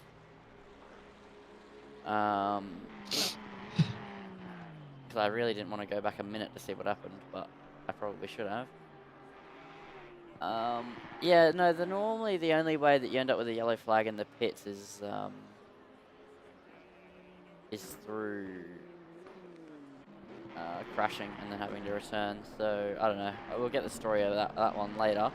As actually, Charles, just to loop you in here, so I don't jump this on you in 16 minutes. We are actually doing driver interviews today. Oh, fantastic! Yeah. So because I was ending the stream abruptly before, and I'd asked a few seasons back actually if we could do driver interviews, and nobody really responded. But then I was sitting there post-race with everybody in the call last week, and they go, "Why don't you do post-race interviews?" And then, okay, I already asked seasons ago, and you guys weren't keen. But here we are. Now we have post-race interviews. Oh, fantastic! I'll happily get in on that. That'll be a good laugh, and well, not even just a good laugh. I think it'd be good to have some insight from the drivers, in fairness, about how they've taken the track, the sort of situations they've been involved in. It's always good. I think it's better to encapsulate some of the feelings of the drivers, honestly. Yeah. I'll tell you what. Just to sort of chime in, sorry, but Maddie actually is slowly gaining on Reese. Yeah, so a 29.2 to a 29.0 last lap, but 15 minutes, 2 tenths a lap. Is that enough? No, I don't think so. Because what? We're at lap 50, which is bonkers, by the way. Oh, I think Reese is going to lose a bit of that exit and apex there. Yeah, he's potentially got behind.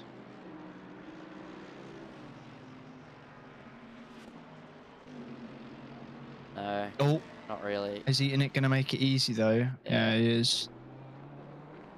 Just going to come on that blue flags. Gave Reese a bit of a tow though. Now it's back at the 2.0. Well, that actually really helped Reese out there with that tow for the Bentley, and yeah, that's just it ekes the gap a little bit more now. Will Eatinic return the favour for Maddie? I'm not sure. Yeah, we'll see. I mean, I would imagine no, depending on where Maddie catches. Oh, no, I know what happened to Bradley. Take a look to the bottom of your timing tower. Mr. Charles. Oh. Yeah. What the? He might not have served his drive-through at all. Oh no. He's got a DSQ. If everybody you cast your eyes to the bottom left-hand side of the screen, where the timing tower ends in P18. We started this race with 21 cars. We've currently got 17 circulating the track and 1 DSQ.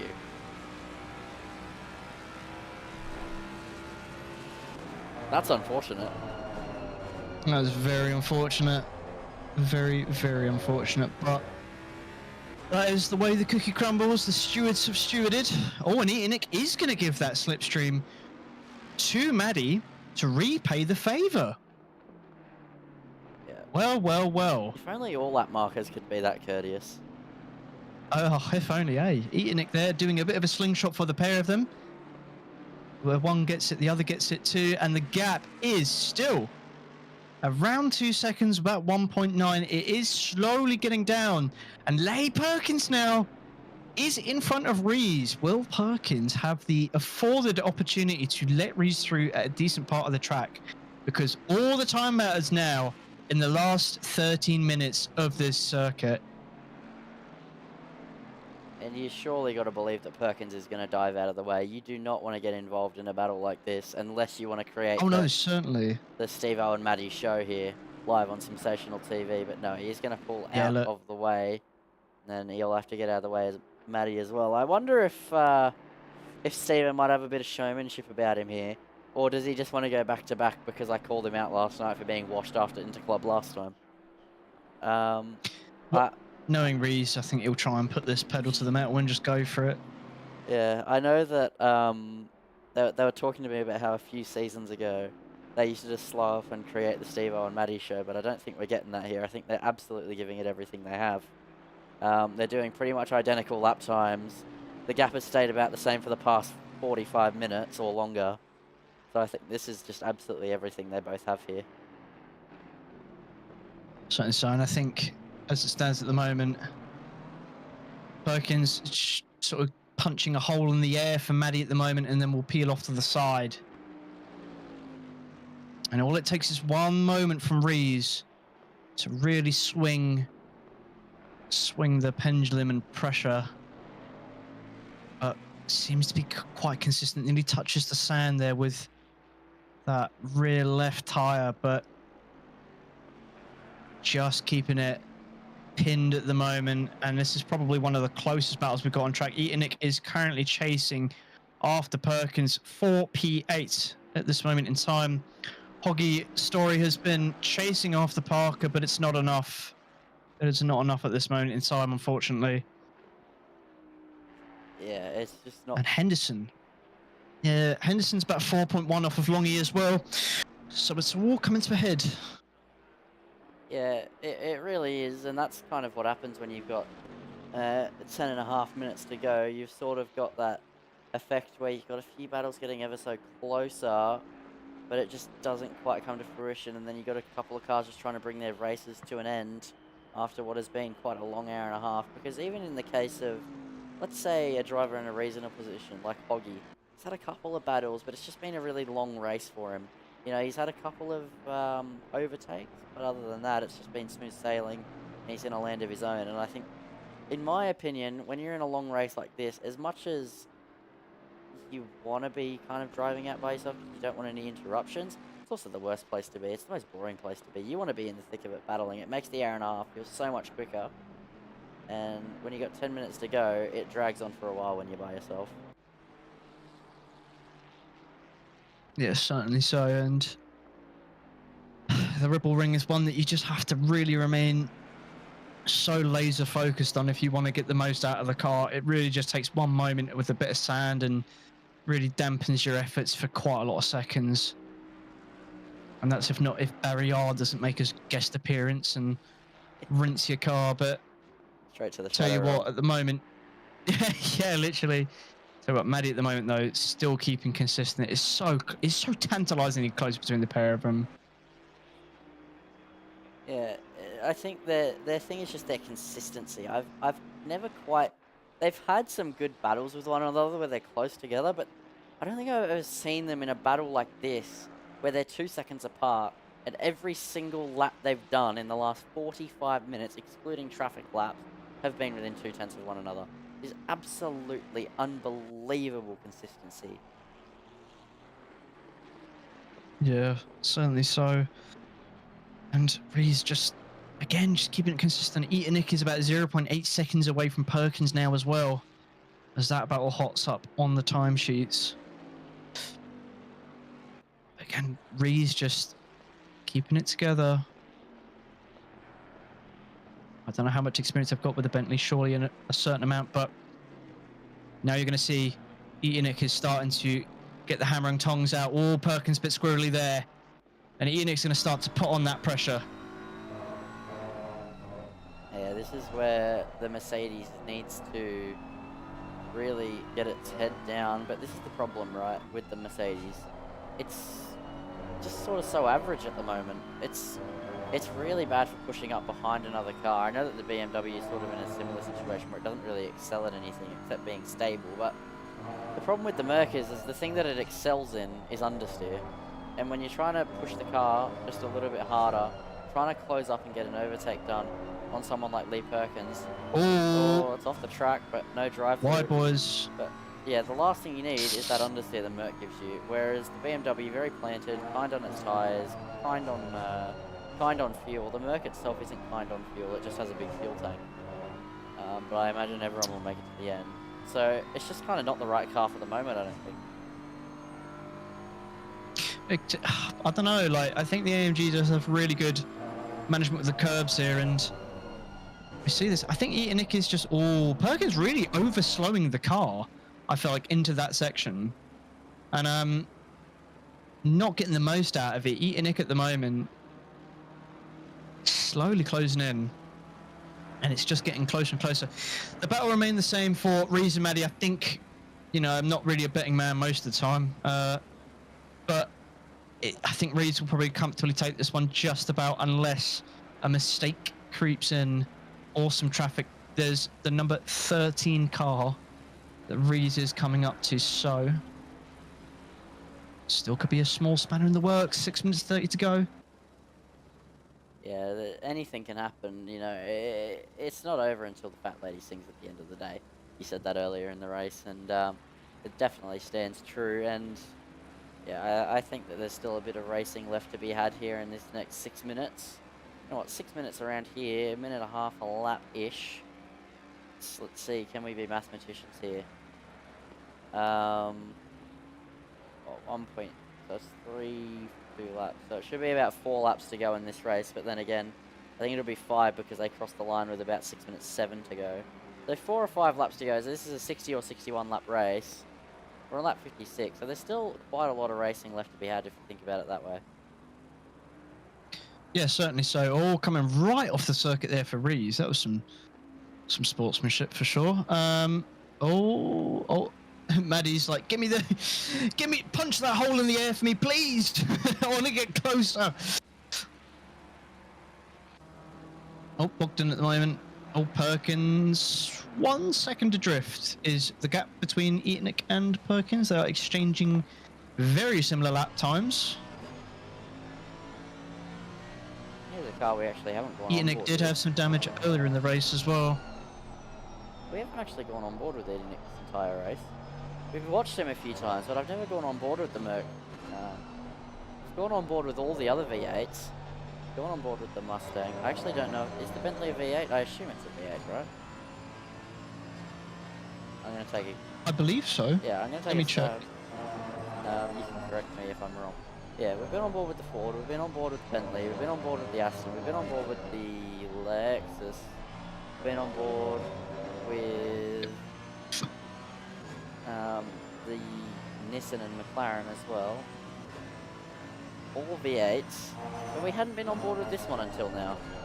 So here in the dying stages, oh, that's wide there from Perkins, super wide, nearly off into the wall, and that is why you go on board with someone, ladies and gentlemen. You can try and commentators, you either commentators curse the car you're on board with and they lose time, or you commentators curse the car they're trying to chase. And at the moment, looks like it's the car we're chasing. They're both a bit deep there. Nick not getting the car pulled up the way he really would have liked, but Perkins also very deep. So it's just all about trying to then prioritise exit speed when you make a mistake like that, which they both did very well. But I think Perkins looking like he has a little bit more time in the tank.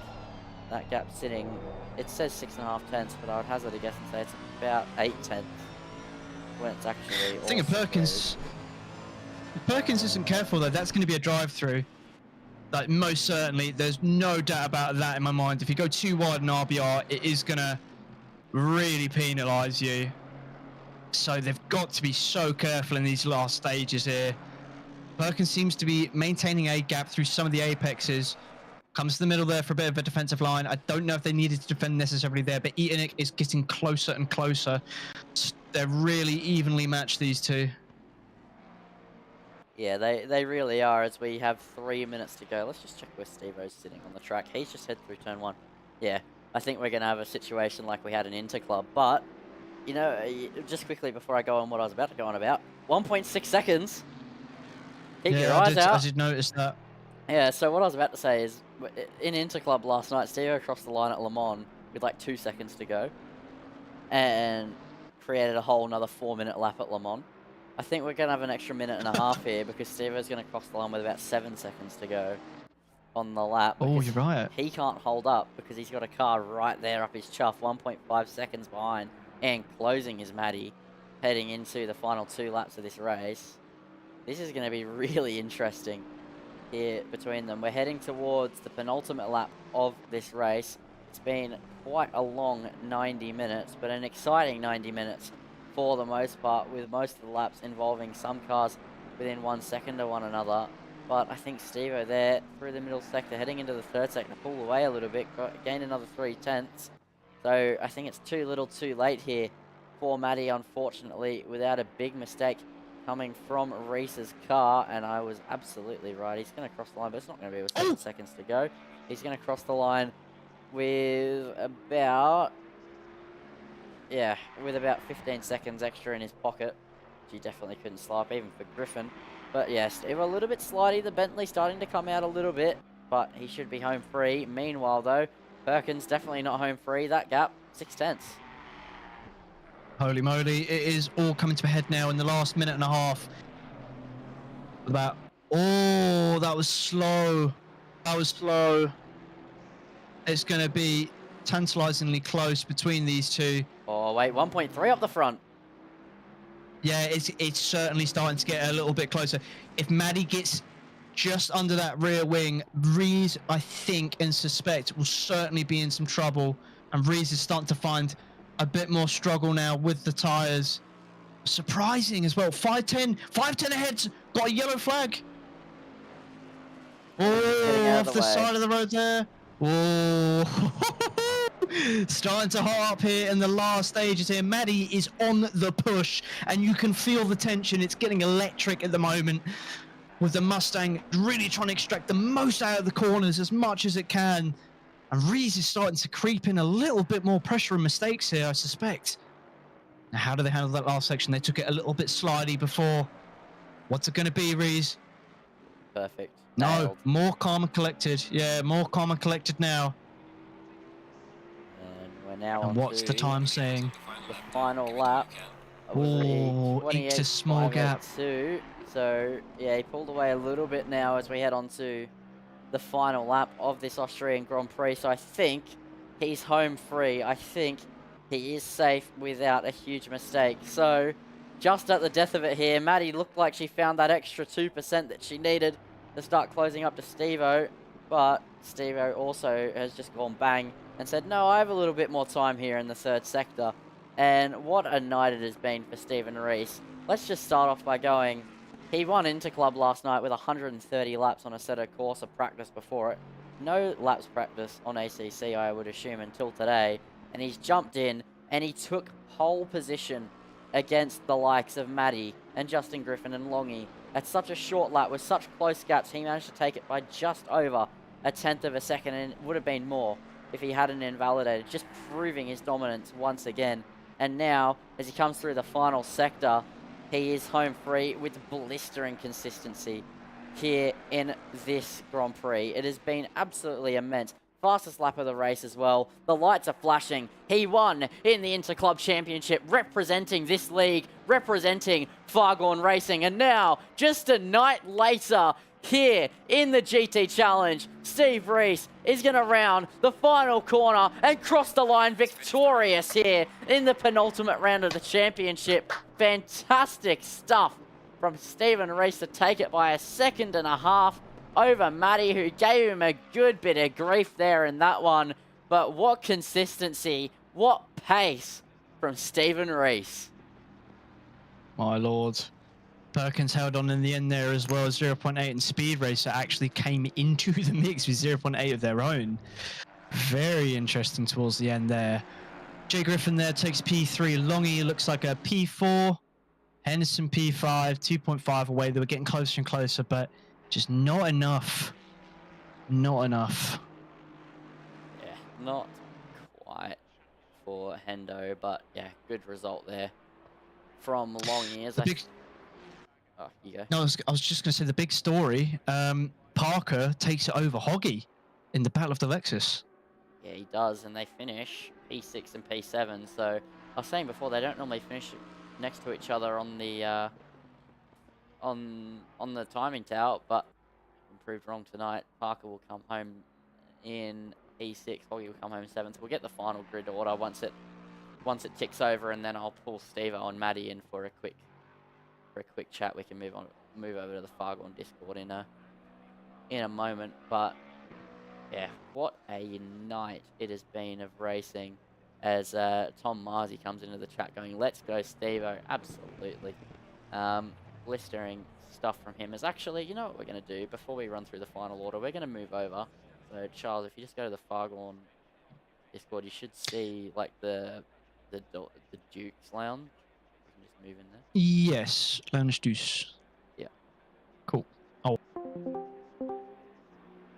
So we've just got ticked over. I'll read through the final order. So it's Steve-O from Maddie, from Griffin, then Longy is your top 4. Henderson, Parker, Hoggy, Perkins, Peter Nick, Racer, Bogdan, MJ, Old Man Racer, Broads, Tobasai, Dave Ross, Lee, Demon Boost, Ohm, Exile, and it was the DQ'd car of the McLaren. What's the McLaren's name? I'm having a mental blank. Charles Hell. Bradley. Oh, I remembered Bradley. Yeah. So we're now just gonna casually steal Steve-O and Maddie and just hope they aren't in the middle of a conversation. Oh, he's just. Yep. He's joined ahead of Q, so we're gonna. We just yoinked Maddie. You've been abducted. Hi. Welcome to the commentary box, you two. And we'll start off with Maddie. P2 for you. It was a fantastic drive, but at the end of the day, you and Steve-O almost every lap there were within 2/10 of each other. You just couldn't quite get him.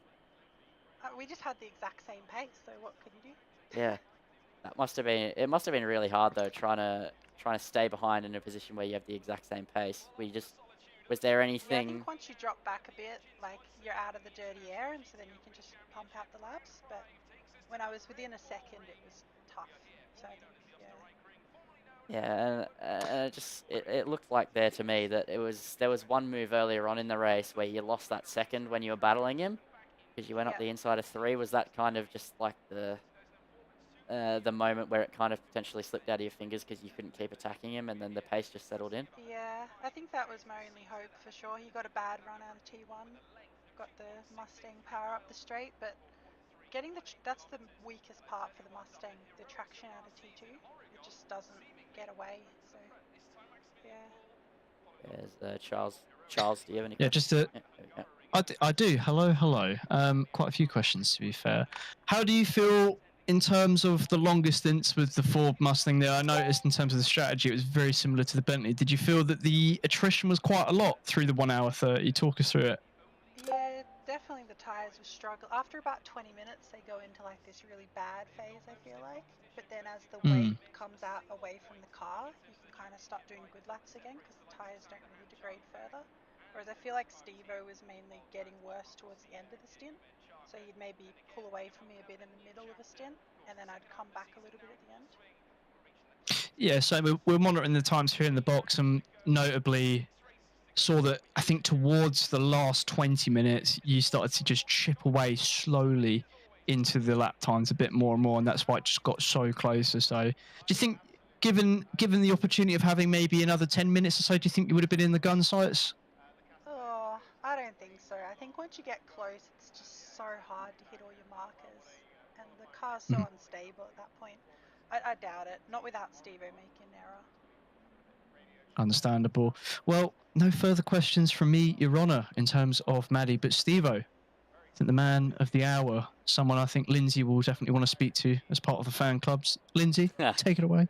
I actually had one more question for Maddie first, before we get Steve underway. Cut you off. Yeah. Just next round, heading into the finale. It's quite a long one. It's 110 minutes at the Nordschleife. How do you feel? Oh, that's all I'll say. Okay. That I don't have a hope. My hope is that Steve-O bins it, because he does sometimes do that on Nords. Yeah. Well, we'll get Steve-O's thoughts and opinions on the Nordschleife in a few moments. But now we will move on to Steve-O. What a win from you. You got pole, and first off, congrats about winning Interclub and then coming back to back and winning GT Challenge after I gave you crap about it on the broadcast last night. Makes me look pretty good, doesn't it? Yeah. Happy days. This is why you Yeah, can't look, say anything I'd love about to Steve-O, say ladies and gentlemen. I'd love to say I had something in reserve there, but that was absolutely flat out from flag to flag, basically. Yeah. So yeah, it was intense. It was really good. Yeah. But I did enjoy having what seemed like much better traction out of turn 3, which that was definitely my saving grace in the first few laps, I think. Yeah, and then just to ask, when Matty went up your inside at 3 and then just couldn't quite get the power down, was it a big sigh of relief there that you got that 1 second, or were you thinking that you were going to be able to shake her anyway at that point? No, it was. I knew if she got in front, I probably would have had the same problems as her. Like it's very difficult to make a move. Yeah.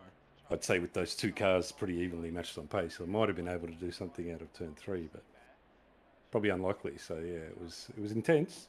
I definitely didn't want to let the lead go.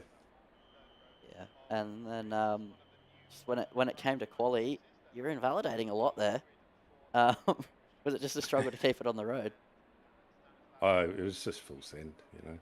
I just give it everything, give it the beans. I had pretty limited practice, so I was just 130 laps at Le Mans. Meanwhile, the Red Bull ring sitting there, collecting dust.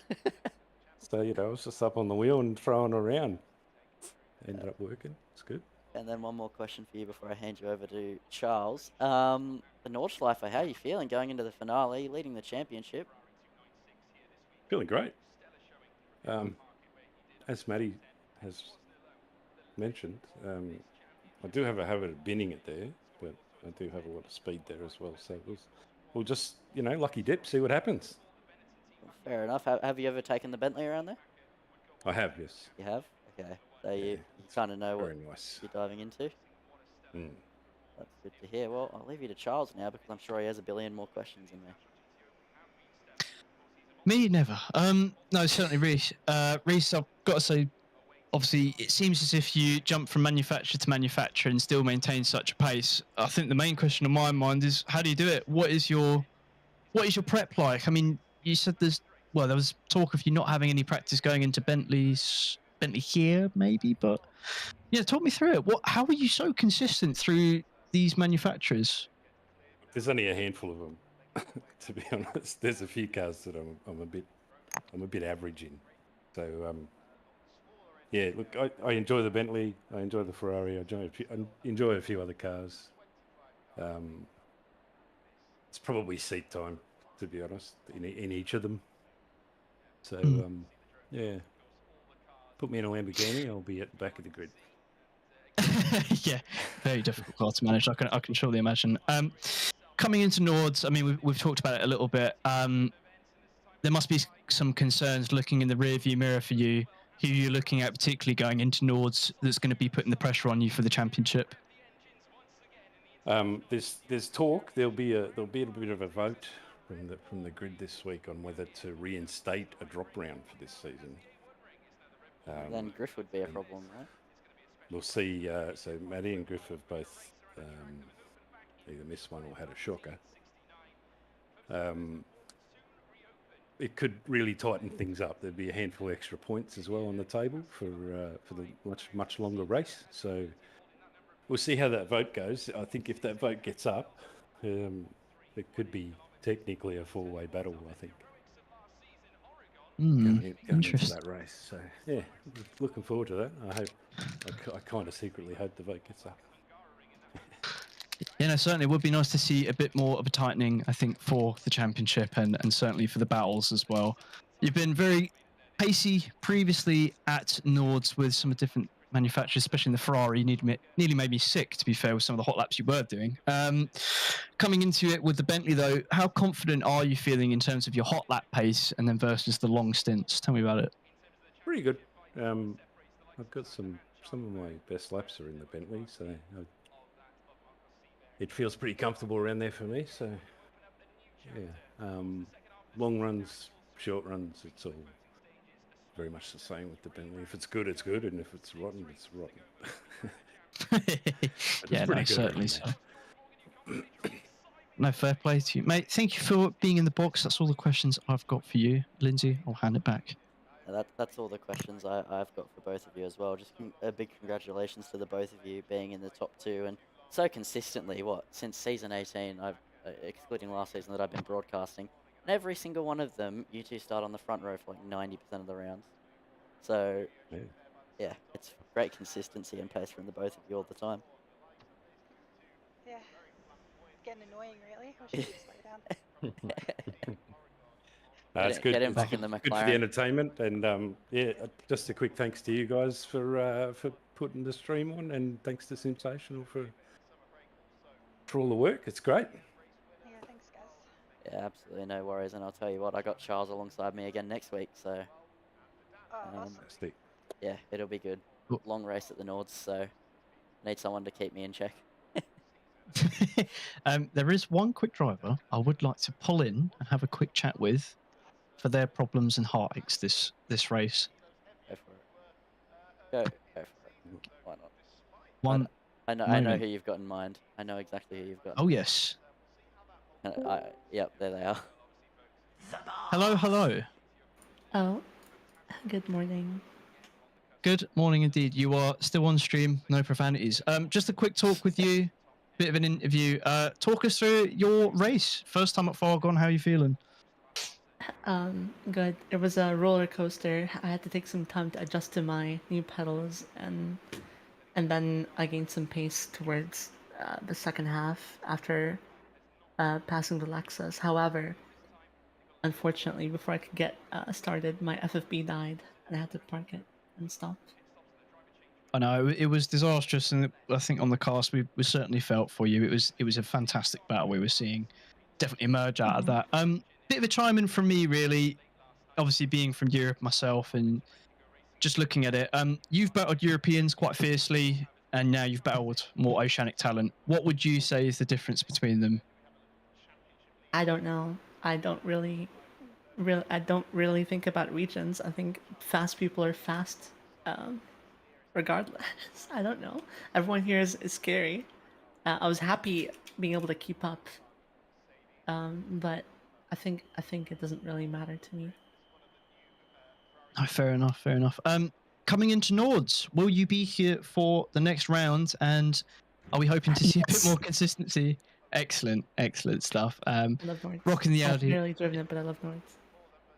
Fantastic stuff. Well, just wanted to say, welcome to Fargone. Obviously, it's been a pleasure watching you come and drive here too Thank you. in the oceanic scene. And looking forward to Nords. I think Reese and Maddie will have to look in the rearview mirror, I'm sure. No, they're monsters. No. Nevertheless, I'll hand it back to Lindsay to close up. Alrighty. Well, I'm just gonna leave it there. Honestly, Charles, you wrapped that up pretty well. So, I guess I'll probably do my job and do the outro, right? So that is going to be all for racing action here tonight from Fargone Racing GT Challenge Season 21. Thank you everybody who came along and watched the broadcast. And thank you. Oh, go for it. Hold on, one more. Can I get pudding for my first race? Is that okay? No. I'm hungry. Oh, I pudding. get pudding for my first race. I don't know. Steve-O, do you give out free pudding for first races? I ate it all. Ah. It's a long race. Yeah, long race. How dare you eat it all? Alrighty, well, that is going to be It was a legitimate keyboard bash. yeah. Thank you all for watching, and I'll see you all next week at the Nordschleifer.